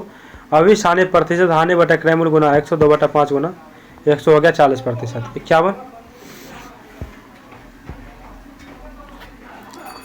हुसैन सागर झील किस राज्य में अवस्थित है? हुसैन सागर झील तेलंगाना राज्य में अवस्थित है। हुसैन सागर झील हैदराबाद तेलंगाना में एक झील हृदय के आकार के झील का है। हुसैन सागर झील एक कृत्रिम झील है। हुसैन सागर झील का निर्माण 1562 ईस्वी में इब्राहिम कुली कुतुब शाह ने कराया था। हुसैन सागर झील के अलावा तेलंगाना में उस्मान सागर झील तथा हिमायत सागर झील है। कोलेरू झील आंध्र प्रदेश में अवस्थित है। लोनार झील, पवई झील, सलीम अली झील तथा गोरवाला झील ये महाराष्ट्र की झीलें हैं। भारत का सबसे नमकीन झील कहाँ है? चिल्का झील है। भारत का सबसे लवणता झील वाला झील कौन है? सांभर झील है। बाबा ने क्वेश्चन किया कि कोपेन के जलवायु वर्गीकरण में शुष्क ग्रीष्म ऋतु वाला मानसून प्रकार के जलवायु एएस भारत में कहाँ पाई जाती है? कोपेन के जलवायु वर्गीकरण में शुष्क ग्रीष्म ऋतु वाला मानसून प्रकार के जलवायु भारत में तमिलनाडु के कोरोमंडल क्षेत्र में पाई जाती है। कोपेन का जलवायु वर्गीकरण का एक वर्ग लघु शुष्क ऋतु वाला मानसून जलवायु भारत में गोवा के दक्षिण भारत के पश्चिमी तट क्षेत्र में पाई जाती है। भारत राजस्थान के सबसे पश्चिमी भाग में गर्म अवस्था जलवायु की उपस्थिति है, जिसे कोपेन के जलवायु वर्गीकरण में BSSW वर्ग में रखा जाता है। कोपेन के जलवायु वर्गीकरण में CWG वर्ग शुष्क ऋतु वाला मानसून प्रकार है। भारत में इस वर्ग के जलवायु की उपस्थिति मुख्य रूप से गंगा के मैदानी क्षेत्र में है। 53 है क्वेश्चन का निम्न से किस नदी का उद्गम ब्रह्मगिरी पहाड़ियों में होता है? तो कावेरी नदी का उद्गम कर्नाटक के ब्रह्मगिरी पहाड़ियों में होता है। कावेरी नदी को दक्षिण पश्चिम मानसून तथा उत्तर पूर्वी मानसून दोनों में जल मिलता है, जिससे सालों भर इसमें जल भरी रहती है, उपस्थित रहती है। शिव समुद्रम जलप्रपात कावेरी नदी के प्रवाह से बनता है। कावेरी नदी की द्रोणी तमिलनाडु, पुदुचेरी, कर्नाटक और केरल में है। लक्ष्मण तीर्थ कंपनी केरल के उद्गम सुवर्णावती, भवानी और अमरावती इसके दाहिने तट पर मिलने वाली प्रमुख सहायक नदियां हैं। इसके बाएं किनारे पर मिलने वाले सहायक नदियां में हेमावती, सिस्मा और अकरावती प्रमुख है। महानदी का उद्गम छत्तीसगढ़ सेवा पहाड़ी क्षेत्र में है। कृष्णा नदी का उद्गम महाराष्ट्र के पश्चिमी घाट के महाबलेश्वर के निकट है। कावेरी नदी को दक्षिण भारत की गंगा नदी कहते हैं।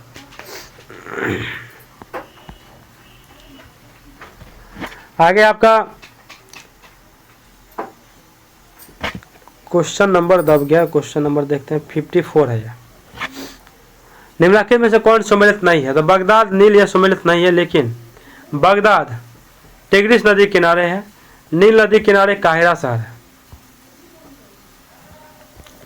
बर्लिन शहर जर्मनी की राजधानी है, जर्मनी की, और जर्मनी का सबसे बड़ा नगर है। बर्लिन शहर सप्री नदी के किनारे स्थित है। बगदाद इराक की राजधानी है और लंदन यूनाइटेड किंगडम की राजधानी है। टेम्स नदी किनारे स्थित है। लंदन इटली की राजधानी, रोज ट्राइवर नदी के तट पर स्थित है। 55 बोर्नियो द्वीप का अधिकांश भाग निम्न से किस देश में पड़ता है? तो बोर्नियो द्वीप का अधिकांश भाग इंडोनेशिया देश में पड़ता है। बोर्नियो एशिया का सबसे बड़ा द्वीप है। बोर्नियो द्वीप दक्षिण पूर्व एशिया का 3 देशों में इंडोनेशिया, मलेशिया और ब्रुनई में बटा हुआ है। बोर्नियो द्वीप लगभग 73% क्षेत्रफल इंडोनेशिया देश में आता है। बोर्नियो द्वीप का लगभग 26% क्षेत्रफल मलेशिया देश में आता है। बोर्नियो द्वीप का लगभग 1% क्षेत्रफल ब्रुनई देश में आता है। ब्रुनई काफ़ी छोटा देश है। यह बोर्नियो द्वीप के एक छोटे भाग आदि द्वीपों से बना देश है। 56 लोकसभा अध्यक्ष को कैसे हटाया जाता है? लोकसभा अध्यक्ष को ये उसके पद से लोकसभा के सभी सदस्यों के बहुमत से पारित संकल्प द्वारा हटाया जाता है। लोकसभा अध्यक्ष, उपाध्यक्ष पद रिक्त होना, पद त्याग और पद हटाने की संबंधित स्थितियां रिक्तियों को लेकर भारतीय संविधान के अनुच्छेद 94 में उपलब्ध है, उल्लेखित है। संविधान के 94 में यह प्रावधान है कि लोकसभा एक संकल्प पारित करके अध्यक्ष, उपाध्यक्ष को पद से हटा सकती है, परंतु शर्त यह है कम से कम 14 दिन पहले इस बात की सूचना उसे देनी होती है। लोकसभा अध्यक्ष, उपाध्यक्ष को और उपाध्यक्ष अध्यक्ष को अपना त्यागपत्र दे सकती है। लोकसभा के स्पीकर और उपाध्यक्ष का उल्लेख अनुच्छेद 93 में है और राज्यसभा के सभापति और उपसभापति का उल्लेख अनुच्छेद 89 में है। 97 भारत में केंद्र शासित राज्य संबंध प्रभावित होते हैं। भारत में केंद्र राज्य संबंध प्रभावित होने के अनेक कारण और कारक हैं। संविधान के प्रावधान जो कि संविधान संशोधन के नए रूप में प्रभावित हो सकते हैं। नियोजन प्रक्रिया के तहत अखिल भारतीय सेवाओं के एवं अनेक केंद्रीय एजेंसियों में नियोजन की प्रक्रिया एवं शक्ति में केंद्र राज्य संबंध प्रभावित होने के कारण उपलब्ध है। राजनीतिक दलों के अंतर विरोध तथा केंद्र सरकार की सर्वोच्च भावना भी केंद्र राज्य संबंध को प्रभावित कर सकते हैं। ऐतिहासिक कारणों से केंद्र और शक्तिशाली बनाया गया है। केंद्र राज्य सरकारी आयोग 1983 में बनाया गया था। 58 86वां संविधान संशोधन 2000 कब आया था? 2002 में पारित किया गया था। 86वां संविधान संशोधन अधिनियम वर्ष 2010 1 अप्रैल 2010 से प्रभावी हुआ। 86वां संविधान संशोधन अधिनियम 2002 द्वारा संविधान में अनुच्छेद 21 भी जोड़ा गया। शिक्षा का अधिकार अधिनियम 2009 में लाया गया जो 1 अप्रैल 2010 से लागू हुआ। 86वां संविधान संशोधन द्वारा शिक्षा को मौलिक अधिकार और मौलिक कर्तव्य भी बनाया गया। अनुच्छेद 21 के अंतर्गत शिक्षा को मौलिक अधिकार प्रदान किया गया। अनुच्छेद 51 के और 11 मौलिक कर्तव्य के अंतर्गत रखा गया। अनुच्छेद 45 के अंतर्गत 0 से 6 वर्ष के बच्चों को भरण पोषण और शिक्षा प्रबंधन राज्य को करने का निर्देश दिया गया। 59 भारत के राष्ट्रपति को उसके पद से हटाया जा सकता है। भारत के राष्ट्रपति को उसके पद से संसद द्वारा हटाया जा सकता है। अनुच्छेद 61 में राष्ट्रपति को महाभियोग चलाने की प्रक्रिया का उल्लेख। अनुच्छेद 61 में संविधान के अतिक्रमण के आधार पर संसद के दोनों सदनों के राष्ट्रपति के विरुद्ध महाभियोग निर्धारित शर्तों से पारित हो जाए तो राष्ट्रपति अपना पद त्यागना होगा। राष्ट्रपति के विरुद्ध महाभियोग संबंधी आरोप संसद के किसी भी सदन में लगाया जा सकता है, परंतु इसके लिए राष्ट्रपति को 14 दिन पूर्व नोटिस देना होता है। इसके बाद है आपका कि राष्ट्रपति को दिए गए नोटिस पर सदन की कुल सदस्यता संख्या के कम से कम 1/4 सदस्यों का हस्ताक्षर होना चाहिए। राष्ट्रपति के विरुद्ध जिस सदन में महाभियोग का आरोप लगाया जाता है उस सदन की कुल सदस्य संख्या 2/3 बहुमत से संकल्प पारित कर उसे दूसरे सदन में भेजा जाता है जहां आरोप को जांच होती है। दूसरे सदन में राष्ट्रपति अपना पद पक्ष जो है स्वयं के प्रतिनिधि द्वारा रख सकता है। यदि दूसरा सदन आरोपों को सही पाता है तो अपने कुल सदस्य के 2/3 बहुमत से प्रस्ताव पारित कर देता है। महाभियोग की प्रक्रिया पूरी हो जाती है। महाभियोग एक अर्ध न्यायिक प्रक्रिया है। क्या अर्ध न्यायिक प्रक्रिया है। 60 है मिलान करना। अनुच्छेद 40 है ग्राम पंचायतों का संगठन। 41 है कुछ दशाओं में काम, शिक्षा और लोक सहायता पाने का अधिकार। 44 नागरिकों के लिए एक समान। 48 कृषि और पशुपालन का संगठन। अनुच्छेद 40 गांधीवादी दर्शन माना जाता है। संविधान के भाग 4 को संविधान का सामाजिक आर्थिक दर्शन कहा जाता है। जी ऑस्टिन ने मौलिक अधिकार और नीति निष्पक्ष तत्वों को शासन का मूल आधार माना है। समान सिविल सहायता स्वतंत्रता से पूर्व केवल गोवा में पुर्तगाली द्वारा लागू किया गया था। स्वतंत्रता भारत में सर्वप्रथम उत्तराखंड राज्य में यूसीसी 27 यानी 27 जनवरी 2025 को लागू किया गया था यूसीसी। 61 निम्नलिखित में से कौन सी भौतिक राशि वेक्टर है यानी सदिश है। वेग बल संवेग। सदिश राशि वह भौतिक राशि जिसमें परिमाण और दिशा दोनों होते हैं और सदिश योग के नियमों का ये क्या करते हैं तो पालन करते हैं। वेग या किसी वस्तु की चाल और उसकी गति की दिशा दोनों को बताता है, जिससे 50 किलोमीटर प्रति घंटा पूर्व की ओर। बल में परिमाण कितना, जोर और दिशा किस तरफ दोनों होते हैं। संवेग किसी वस्तु के द्रव्यमान और वेग का गुणनफल होता है और इसकी दिशा वेग की दिशा में होती है। द्रव्यमान एक अदिश राशि है क्योंकि इसमें केवल परिणाम होता है, दिशा नहीं होती है। 62 न्यूमेरिकल है कि एक पत्थर को 40 मीटर प्रति सेकंड के प्रारंभिक वेग से सीधा ऊपर की ओर फेंका जाता है।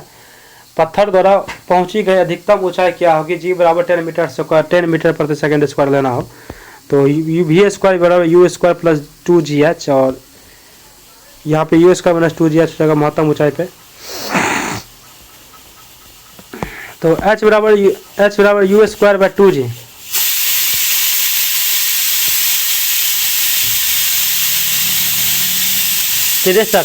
एक व्यक्ति 2 डायोप्टर क्षमता वाले लेंस का उपयोग करता है। लेंस की प्रकृति और उसकी फोकस दूरी क्या है। लेंस की क्षमता डायोप्टर में मापी जाती है और क्षमता ऋणात्मक में होती है तो लेंस अवतल होता है, और यदि यह धनात्मक होती है तो लेंस उत्तल होता है। लेंस की क्षमता और फोकस दूरी f मीटर के बीच संबंध f बराबर 1/f मीटर होता है। फोकस दूरी गणना मीटर में तो इसका हो जाएगा 0.5 मीटर। फोकस दूरी गणना सेंटीमीटर में हो जाएगा -50 सेंटीमीटर। यह निकट दृष्टि दोष को ठीक करने के लिए उपयोग किया जाता है। 64 नंबर 64 है आपका 64। एक डीसी मोटर में विभक्त वलय द्विपरिवर्तक का क्या कार्य है। एक डीसी मोटर में विभक्त वलय दिक्परिवर्तक का कार्य वो आर्मेचर धारा की दिशा को उलटना है। डीसी मोटर इस सिद्धांत में काम करती है कि जब एक धारावाही कुंडली को चुंबकीय क्षेत्र में रखा जाता है तो उस पर एक बल आघूर्ण लगता है, यह वह घूमती है। कुंडली को लगातार एक ही दिशा में घुमाने के लिए यह आवश्यक है कि कुंडली को आधा चक्कर पूरा कर ले जिसमें धारा की दिशा उलट जाए। विभक्त वलय द्विपरिवर्तक ठीक वही काम करता है। प्रत्येक आधे घूर्णन के बाद यह कार्बन ब्रशों के साथ अपना संपर्क बदलता है, जिससे आर्मेचर कुंडली में धारा की दिशा उलट जाती है। धारा की दिशा उलटने में कुंडली पर लगने वाले बल को आघूर्ण की दिशा बनी रहती है और मोटर लगातार एक ही दिशा में घूमती रहती है। देख सकते हैं फिगर 65 नंबर। 2 ओम 4 ओम के 2 प्रतिरोधक को 6 वोल्ट की बैटरी में श्रेणी क्रम में जोड़ा गया है। 5 सेकंड में 4 ओम के प्रतिरोधक द्वारा क्षयित ऊष्मा क्या होगा। श्रेणी क्रम में कुल प्रतिरोध यानी 8 टोटल 6 ओम हो जाएगा। ओम के नियम के अनुसार V=IR। इस तरह से 20 जूल हो जाएगा हमारा आंसर। श्रेणी क्रम में सभी प्रतिरोधक की समान धारा बहती है। H बराबर I²RT। 66 गोवा का 22वां राज्यपाल किसे नियुक्त किया गया। तो गोवा का 22वां राज्यपाल पूसामती अशोक जगपति राजू को नियुक्त किया गया। वे PM श्रीधर पिल्लई का स्थान लिए। 26 जुलाई 2025 को इन्होंने पणजी स्थित राजभवन में आयोजित एक समारोह में शपथ ग्रहण की। बॉम्बे उच्च न्यायालय के मुख्य न्यायाधीश आलोक अरोध ने पूसापति अशोक गजपति राजू की पद शपथ दिलाई। वर्तमान में गोवा के मुख्यमंत्री प्रबोध सामंत है। उसके बाद पेन ट्रांसलेट पुरस्कार 2025 की विजेता गीतांजलि श्री चुनी गई है। लंदन स्थित मानवाधिकार संगठन इंग्लिश पेन ने गीतांजलि श्री के उनकी पुस्तक वंस एलिफेंट्स लिव्ड हियर के लिए पेन ट्रांसलेट पुरस्कार की विजेता चुनी गई है। 24 जुलाई 2025 को लंदन स्थित मानवाधिकार संगठन इंग्लिश पेन इसकी घोषणा की थी। इस पुरस्कार के लिए विश्व में 11 क्षेत्र की 13 भाषाओं की रची गई है। 14 पुस्तकों को चुना गया है। वंस एलिफेंट्स लिव्ड हियर लघु कथाओं का एक संग्रह है। इसका हिंदी अनुवाद डेजी रॉकवेल ने किया है। 68 केंद्रीय गृह मंत्री सहकारिता मंत्री अमित शाह ने कहा राष्ट्रीय सहकारिता नीति 2025 का शुभारंभ किया। केंद्रीय गृह मंत्री एवं सहकारिता मंत्री अमित शाह ने नई दिल्ली में राष्ट्रीय सहकारिता नीति 2025 का शुभारंभ किया है। यह नीति प्रधानमंत्री नरेंद्र मोदी के सहकार से समृद्धि के दृष्टिकोण के अनुरूप है।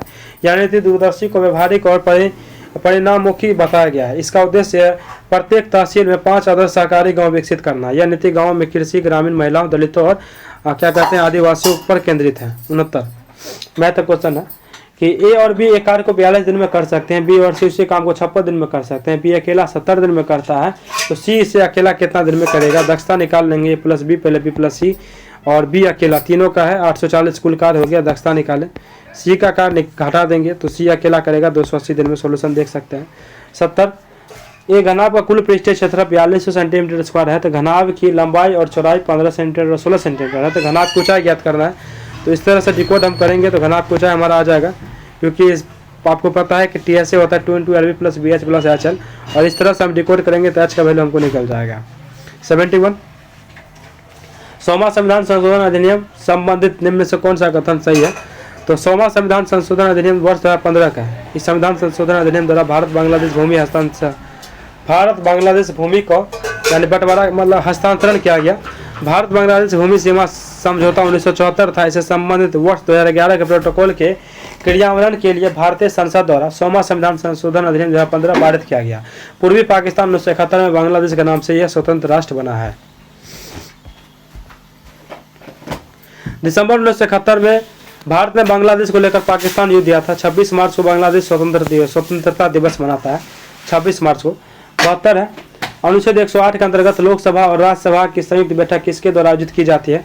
अनुच्छेद 108 के अंतर्गत लोकसभा और राज्यसभा की संयुक्त बैठक राष्ट्रपति द्वारा आयोजित आहूता की जाती है। जब कोई साधारण विधेयक संसद के एक सदन में पारित हो गया हो तो दूसरा सदन अस्वीकार कर दिया गया हो या विधेयक के किसी भी संशोधन पर दोनों सदनों के असहमत या एक सदन में पारित विधेयक को दूसरा सदन 6 माह बीत जाने पर भी उससे कोई निर्णय न लिया हो। उपरोक्त किसी भी स्थिति के उपस्थिति में राष्ट्रपति संबंधित विधेयक पर कोई निर्णय आवश्यक समझता हो तो उस विधेयक के लिए संसद के दोनों सदनों की संयुक्त बैठक आहूत कर सकता है। भारत में अब तक 3 बार संयुक्त अधिवेशन आहूत किया गया है। दहेज निषेध विधेयक 1961, बैंकिंग कानून निरस्त विधेयक 1978 और पोटा विधेयक 2002। संसद का संयुक्त बैठक साधारण विधेयक या वित्त विधेयक के मामले में ही आहूत की जा सकती है। संसद की संयुक्त बैठक में धन विधेयक या संविधान संशोधन विधेयक के संदर्भ में नहीं बुलाया जा सकती है। संसद की संयुक्त बैठक की अध्यक्षता लोकसभा अध्यक्ष करता है तथा उसकी अनुपस्थिति में यह दायित्व उपाध्यक्ष निभाता है। 73 निम्नलिखित में से कथन में विचार करना है कि निम्नलिखित कथन में 2, 3, 4 सत्य है। संघ की कार्यपालिका शक्ति राष्ट्रपति में निहित होती है। इस बात का उल्लेख अनुच्छेद 53 में। प्रधानमंत्री की नियुक्ति राष्ट्रपति द्वारा की जाती है। अनुच्छेद 75 प्रधानमंत्री मंत्रिपरिषद का प्रधान होता है। ये 74 में है। यदि सदन के बिना सदस्य के मंत्री बनता है तो 6 माह के अंदर किसी भी सदन की सदस्यता प्राप्त करना अनिवार्य है।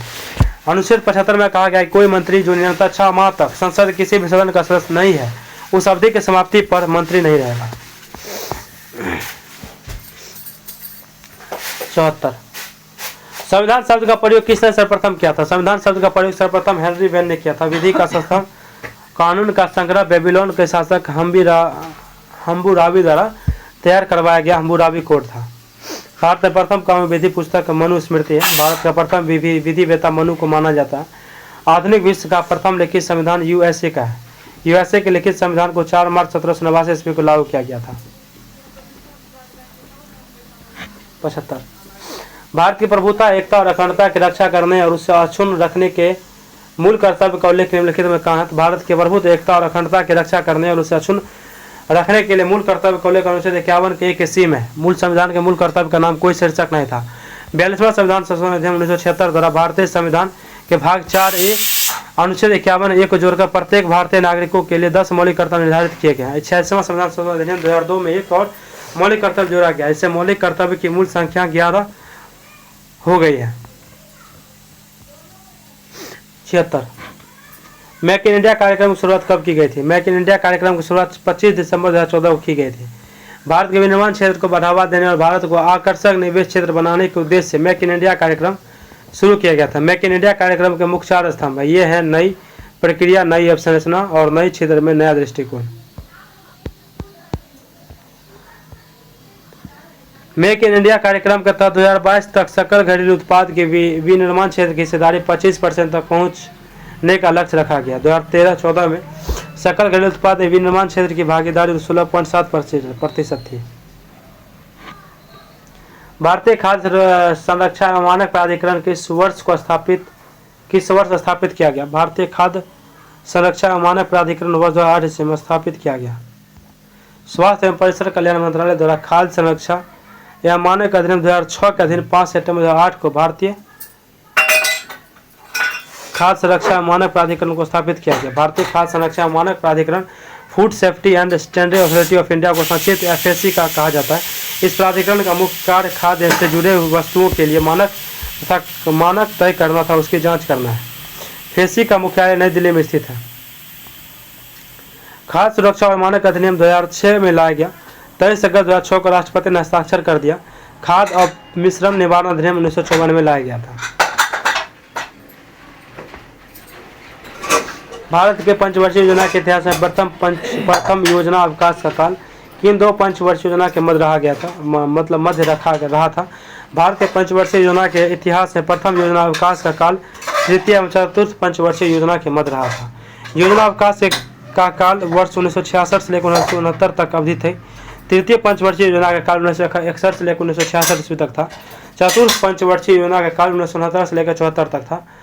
और भारत चीन युद्ध, भारत पाकिस्तान युद्ध और सूखा के कारण आर्थिक संकट के कारण 1966 से लेकर 69 के मध्य एक वर्ष 3 वर्षिक योजना चला गया था। योजना अवकाश के दौरान भारत में हरित क्रांति की शुरुआत शुरू हुआ। भारत में हरित क्रांति 1966-67 में प्रारंभ माना जाता है। गरीबी मापन संबंधित समितियों में किस समिति ने कैलोरी उपभोग को आधार बनाया था? अलग समिति ने गरीबी मापन में कैलोरी उपभोग को आधार बनाया था। अलग समिति ने अपनी रिपोर्ट में गरीबी रेखा का निर्धारण ग्रामीण क्षेत्रों के लिए 2400 कैलोरी प्रतिदिन प्रति व्यक्ति को आधार बनाया था। अलग समिति ने शहरी क्षेत्र में गरीबी रेखा का निर्धारण 2100 कैलोरी प्रतिदिन प्रति व्यक्ति उपभोग के आधार पर किया था। तेंदुलकर समिति द्वारा ग्रामीण क्षेत्रों में प्रतिदिन प्रति व्यक्ति 27 रुपये खर्च मासिक 816 रुपये को तथा शहरी क्षेत्र 33 रुपये खर्च मासिक 1000 रुपये की गरीबी रेखा के रूप में निर्धारित किया गया था। रंगराजन समिति ने ग्रामीण क्षेत्रों में प्रतिमाह 972 रुपये उपभोग व्यय को तथा शहरी क्षेत्र में 1407 रुपये उपभोग व्यय को गरीबी रेखा के रूप में व्यक्त किया था। 80 निम्नलिखित में से कौन मुद्रास्फीति के मांग को आधारित कारक में शामिल है? जनसंख्या वृद्धि, रोजगार में वृद्धि और शहरीकरण में वृद्धि सभी मुद्रास्फीति के मांग आधारित कारक में शामिल है। लगातार बढ़ती जनसंख्या, उपभोक्ता वस्तुओं और सेवाओं की मांग तथा आपूर्ति के बीच बढ़ते अंतर का मुख्य कारण है, जिसके मांग की प्रेरित स्फीति उत्पन्न होती है। रोजगार तथा आय में वृद्धि से वस्तुओं एवं सेवाओं की मांग बढ़ जाती है, जो कीमतों में वृद्धि उत्पन्न करती है, जिससे मांग प्रेरित स्फीति उत्पन्न होती है।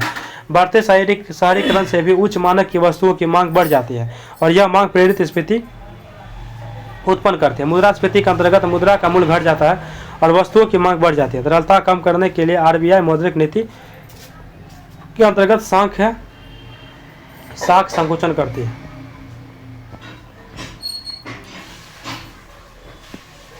किसी ध्वनि की गुणता या तारतम्य को जो हमें समान प्रबलता और तरल के दो ध्वनि में अंतर काटने में मदद करती है, तो किस पर निर्भर करती है? किसी ध्वनि की गुणता या तारतम्य जो हमें समान प्रबलता और तारतम्य के दो ध्वनियों में अंतर करने की मदद करती है। ध्वनि की गुणता ध्वनि तरंग की आकृति पर निर्भर करती है। प्रबलता ध्वनि तरंग के आयाम पर निर्भर करती है। तारतम्य ध्वनि तरंग की आवृत्ति पर निर्भर करती है। गुणता को दो अलग अलग वाद्य यंत्र जैसे कि सितार और वायलिन समान प्रबलता और समान तारतम्य समान मुख्य आवृत्ति को नोट बजाते हैं और जब भी उनकी ध्वनियां में अंतर कर सकते हैं तो यह अंतर उनकी गुणवत्ता के कारण होती है। गुणता ध्वनि तरंग की जटिल आकृति द्वारा निर्धारित होती है, जो मुख्य आवृत्ति के साथ मौजूद विभिन्न अधि स्मारकों को सनादियों की उपस्थिति के तीव्रता कारण होती है।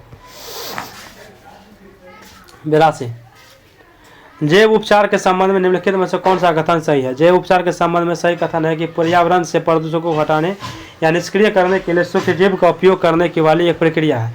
जैव उपचार एक ऐसी तकनीक है जो जीवित जीवों के मुख्य रूप से सूक्ष्म जीव जैसे बैक्टीरिया, कवक, पौधे और उपयोग करने की मिट्टी, पानी और अन्य वातावरण से प्रदूषकों, संदूषकों और विषाक्त पदार्थों को हटाती है। उदाहरण, तेल खाने वाले बैक्टीरिया का उपयोग करके समुद्र में तेल रिसाव को साफ करना जैव उपचार का एक प्रसिद्ध और प्रभावी उदाहरण है। इसे इन सिट्रू में मूल स्थल पर या एक्स सिट्रू यानी संशोधित सामग्री को हटाकर कहीं और उपचारित करना दोनों तरीके से किया जा सकता है। यह एक प्राकृतिक प्रक्रिया है जो आमतौर पर यांत्रिक प्रक्रियाओं की तुलना में सस्ती और पर्यावरण के अनुकूल होती है, लेकिन इसे अधिक समय लग सकती है। 83 वर्मी कंपोस्टिंग की प्रक्रिया में केचुओं की प्राथमिक भूमिका क्या है? वर्मी कंपोस्टिंग की प्रक्रिया में केचुओं की प्राथमिक भूमिका है कि वे जैविक कचरों को खाते हैं और उसे पोषक तत्वों में भरपूर वर्मी कंपोस्ट के रूप में उत्सर्जित करते हैं। वर्मी कंपोस्टिंग जैविक कचरे से रसोई के छिलके, पत्तियों के विघटित करने के लिए विशेष प्रकार के केचुए जैसे कि रेड विगलर्स का उपयोग करने का एक प्रक्रिया है। केचुए इस जैविक पदार्थ खाते हैं, अपनी पाचन प्रणाली के माध्यम से इसे संसाधित करते हैं और इसे छोटे दानेदार उत्सर्जन के रूप में बाहर निकालते हैं, जिसे वर्मी कंपोस्ट या केचुआ का खाद्य कहा जाता है। वर्मी कंपोस्ट पोषक तत्व यानी लाभकारी सूक्ष्मजीव और पादप विकास हार्मोन से भरपूर होता है और इसे पौधे के लिए एक उत्कृष्ट जैविक उर्वरक बनाता है। केचुए अपने बिल बनाने की गतिविधि में ढेर में हवा का संचार भी करते हैं, लेकिन उन्हें प्राथमिक भूमिका कचरे को खाद में बदलना है। 84 आनुवंशिक रूप से संशोधित फसल बीटी कपास को किस विशिष्ट लाभ के लिए विकसित किया गया है? आनुवंशिक रूप से संशोधित फसल बीटी कंपास विशिष्ट लाभ के लिए विकसित किया गया है। यह एक आंतरिक कीटनाशक का उत्पादन करती है जो बॉलवर्म्स जैसे कीटों को बचाता है। बीटी का अर्थ है कि बेसिलस थुरुजियनिस जो मिट्टी में पाया जाने वाला एक जीवाणु है। यह इस जीवाणु में एक जीन निकालकर कपास के पौधे में डाला गया। यह जीन पौधे के एक प्रोटीन जिसे काय प्रोटीन या बीटी टॉक्सिन कहते हैं का उत्पादन करने में सक्षम बनाता है। यह प्रोटीन कुछ कीटों विशेष रूप से कपास के प्रमुख कीटों यानी बॉलवर्म के लार्वा के लिए विषैला होता है। जब बॉलवर्म बीटी कंपास के किसी हिस्से को खाता है तो इसके विष उसके पाचन तंत्र को नष्ट कर देता है और उससे कीट मर जाता है। इससे कीटनाशकों के छिड़काव की आवश्यकता कम हो जाती है जिससे किसानों की लागत बचती है और पर्यावरण प्रदूषण भी कम होता है। यह बीटी टॉक्सिन मनुष्य, पशुओं और अधिकांश लाभकारी कीड़ों के लिए हानि रहित है और क्योंकि यह केवल कुछ कीटों के क्षारीय पाचन में तंत्र में ही सक्रिय हो सकती है। 85 कुक्कुट पालन के संदर्भ में ब्रॉयलर और लेयर्स के बीच मुख्य अंतर क्या है? तो कुक्कुट पालन के संदर्भ में ब्रॉयलर और लेयर्स के बीच में मुख्य अंतर है कि क्या कहते हैं, ब्रॉयलर मांस उत्पादन के लिए पाए जाते हैं जबकि लेयर्स अंडे देने के लिए। कुक्कुट पालन में पक्षियों को दो मुख्य उद्देश्य के लिए पाला जाता है और इसी आधार पर उनके वर्गीकरण किया जाता है। ब्रॉयलर मुर्गी की वे नस्लें हैं जिन्हें विशेष रूप से तेजी से बढ़ने और अधिक मांस उत्पादन के लिए पाला और सेलेक्शन किया जाता है। इन्हें आमतौर पर 6 से 8 सप्ताह की आयु में भी बाजार में बेच दिया जाता है। लेयर्स वे नस्ल हैं जिन्हें विशेष रूप से अधिक संख्या में अंडे के देने के लिए पाला जाता है और वे लगभग 20 से 22 सप्ताह की उम्र में अंडे देना शुरू कर देते हैं और व्यावसायिक रूप से लगभग 72 से 78 सप्ताह तक अंडे देती है। सामान्यतः दोनों आहार, आवास और प्रबंधन की आवश्यकताएं हैं उनके उत्पादन में उद्देश्यों के अनुसार अलग अलग होती हैं। ब्रॉयलर को प्रोटीन युक्त भोजन दिया जाता है ताकि उनका वजन तेजी से बढ़े जबकि लेयर्स के आहार में कैल्शियम की मात्रा अधिक होती है क्योंकि ताकि अंडे को खोल मौजूद हो। 86 दक्षिण चीन क्षेत्र में आए तूफान विफा नामकरण किस देश द्वारा किया गया है? दक्षिण चीन क्षेत्र में आए तूफान विफा का नामकरण थाईलैंड द्वारा किया गया। किसके द्वारा? तो थाईलैंड के द्वारा किया गया। विफा नाम थाईलैंड द्वारा प्रस्तावित किया गया जिसका अर्थ है तेज बहाव। 17 जुलाई को विफा तूफान को पलाऊ के पूर्व में एक लो प्रेशर एरिया के रूप में शुरू किया गया। 19 जुलाई 2025 को विफा तूफान फिलीपींस के लुजोन द्वीप के पूर्वी तट के पास पहुंचा। 20 जुलाई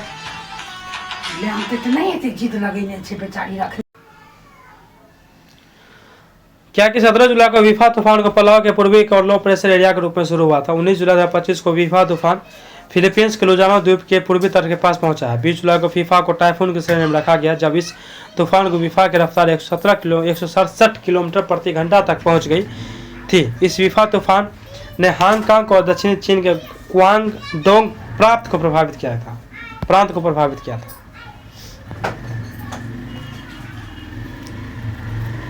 स्वच्छता सर्वेक्षण 2024-25 में बिहार राज्य का सबसे स्वच्छ शहर कौन सा है? स्वच्छता सर्वेक्षण 2024 में बिहार राज्य का सबसे स्वच्छ शहर ने पटना बना है। इस सर्वेक्षण में गया जी दूसरे तथा भागलपुर तीसरे स्थान पर है। बिहार राज्य में सबसे स्वच्छ शहर की सूची में 2024 में अगर एक पटना, दूसरा गया जी, तीसरा भागलपुर, चौथा दरभंगा, पांचवा मोतिहारी है। 88 नंबर है कि 15 जुलाई 2025 को भारत के राष्ट्रपति द्रौपदी मुर्मू ने कलिंग रत्न पुरस्कार 2024 किसे प्रदान किया? 15 जुलाई 2025 को भारत के राष्ट्रपति द्रौपदी मुर्मू ने कलिंग रत्न पुरस्कार 2024 केंद्रीय शिक्षा मंत्री धर्मेंद्र प्रधान को प्रदान किया है। इस सम्मान शिक्षा और भारतीय भाषाओं को सशक्त बनाने में योगदान के लिए प्रदान किया गया। यह पुरस्कार समारोह सरला साहित्य संसद उड़ीसा द्वारा आयोजित किया गया। इस समारोह में आदि कवि सरला दास की जयंती मनाई गई।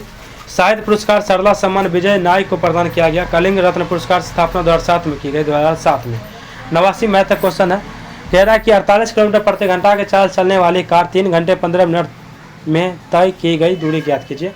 तो सूत्र से दूरी 4 गुना समय होता है, अभिष्ट दूरी हो जाएगा 156 किलोमीटर 90। दिए गए शंकु की ऊंचाई 24 सेंटीमीटर तथा तिर्यक ऊंचाई L 25 सेंटीमीटर है। तो सूत्र से इसका R निकालेंगे L square minus H square और इसका CSA निकाला था पायरल। क्वेश्चन क्या था कि एक लंब वृत्तीय शंकु की ऊंचाई 24 सेंटीमीटर है और तिर्यक ऊंचाई 25 सेंटीमीटर है, तो घुमावदार सतह का क्षेत्रफल क्या होगा? 550 सेंटीमीटर स्क्वायर।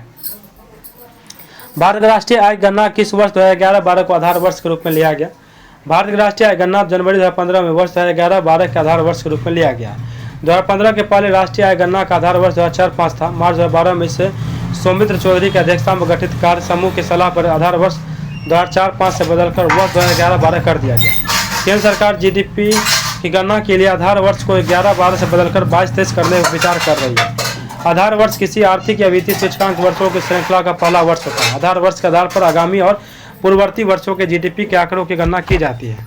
92 शुद्ध राष्ट्रीय उत्पाद एनएनपी निम्नलिखित में से किसकी गणना से ज्ञात की जाती है? सकल राष्ट्रीय उत्पाद जीएनपी में से पूंजी में हुए घिसावट यानी डिप्रेशन अर्थात पूंजी में हुए मूल्यह्रास घटना पर शुद्ध राष्ट्रीय उत्पाद एनएनपी प्राप्त होता है। NNP GNP minus depression in capital.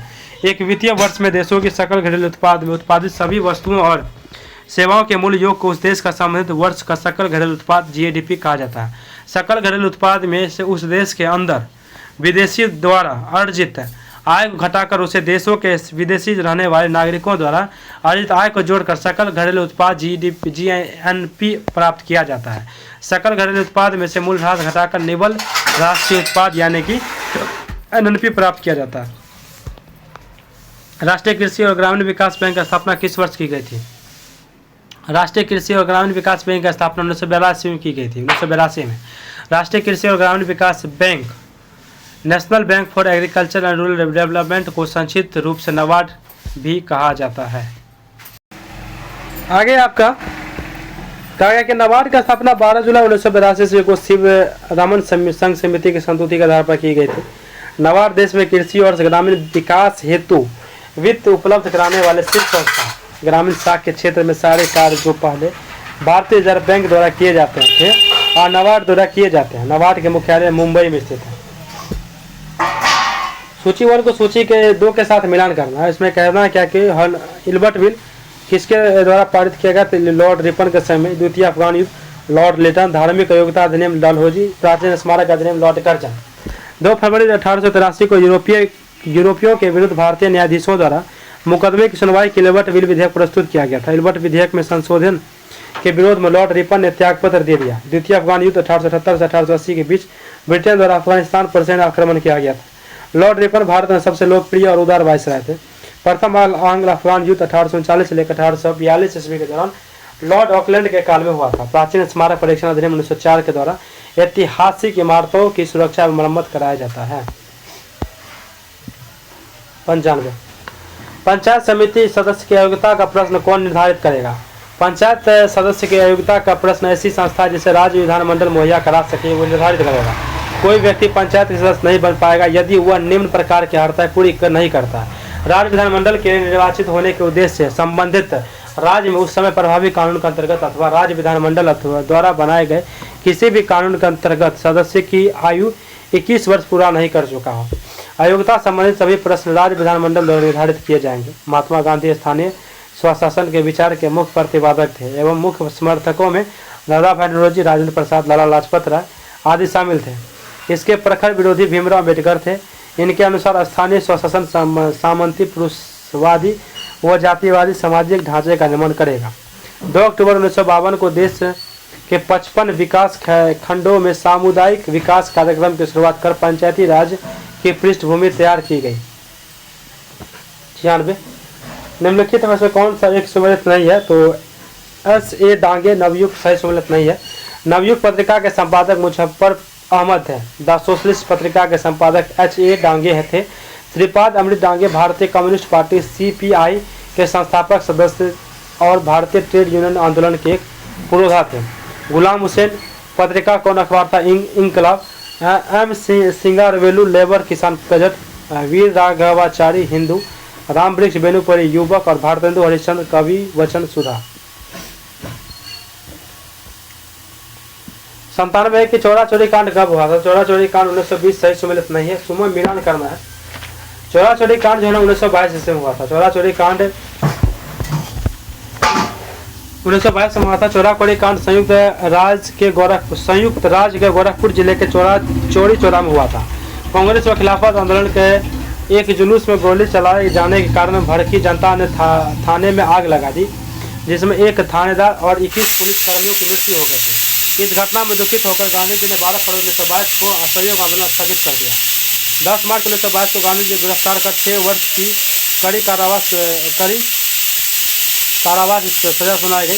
5 फरवरी 1924 को बीमारी के कारण गांधी जी के समय से पूर्व छोड़ दिया। मोतीलाल नेहरू, CR दास, जवाहरलाल नेहरू, सुभाष चंद्र के बीच जैसे नेताओं ने गांधी जी का सहयोग आंदोलन को वापस लेने की आलोचना की। गांधी जी पर मुकदमा अहमदाबाद में चलाया गया था और इस समय वहां के सांसद सेशन जज बुकफील्ड थे।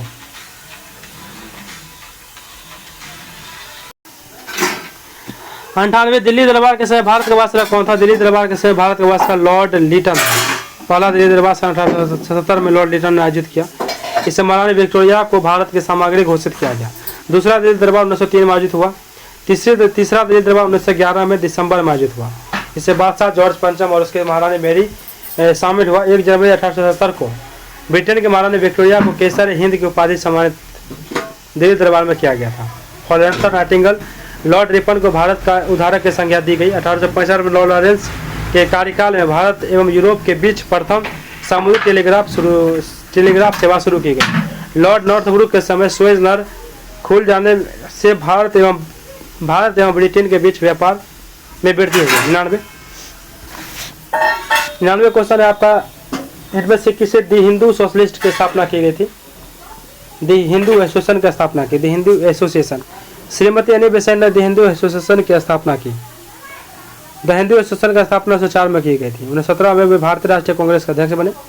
एनी बेसेंट द्वारा सितंबर 1916 में आडियार मद्रास में होम रूल आंदोलन का प्रारंभ किया गया था। एनी बेसेंट अपने दैनिक पत्र न्यू इंडिया तथा साप्ताहिक पत्र कॉमनवेल्थ के माध्यम से स्वशासन की मांग की। DK कर्वे के पुणे में विंडो होम तथा 1916 में भारतीय महिला विश्वविद्यालय की स्थापना की। इंडियन नेशनल सोशल कॉन्फ्रेंस का स्थापना 1887 में MG रनाडे ने किया था, यानी महादेव गोविंद रनाडे ने। 100 मिलान क्वेश्चन है, दशत एलूट ईरान, नूबियन मरुस्थल सूडान, मोजाबू मरुस्थल संयुक्त राज्य अमेरिका, रब अली खाली सऊदी अरब में है। काराकुम और काजिलकुम दोनों के सम्मिलित रूप को तुर्किस्तान मरुस्थल के नाम से जाना जाता है। तुर्किस्तान मरुस्थल के नाम से। ग्रेट विक्टोरिया मरुस्थल ऑस्ट्रेलिया के दक्षिण एवं दक्षिणी पश्चिम में विस्तारित है।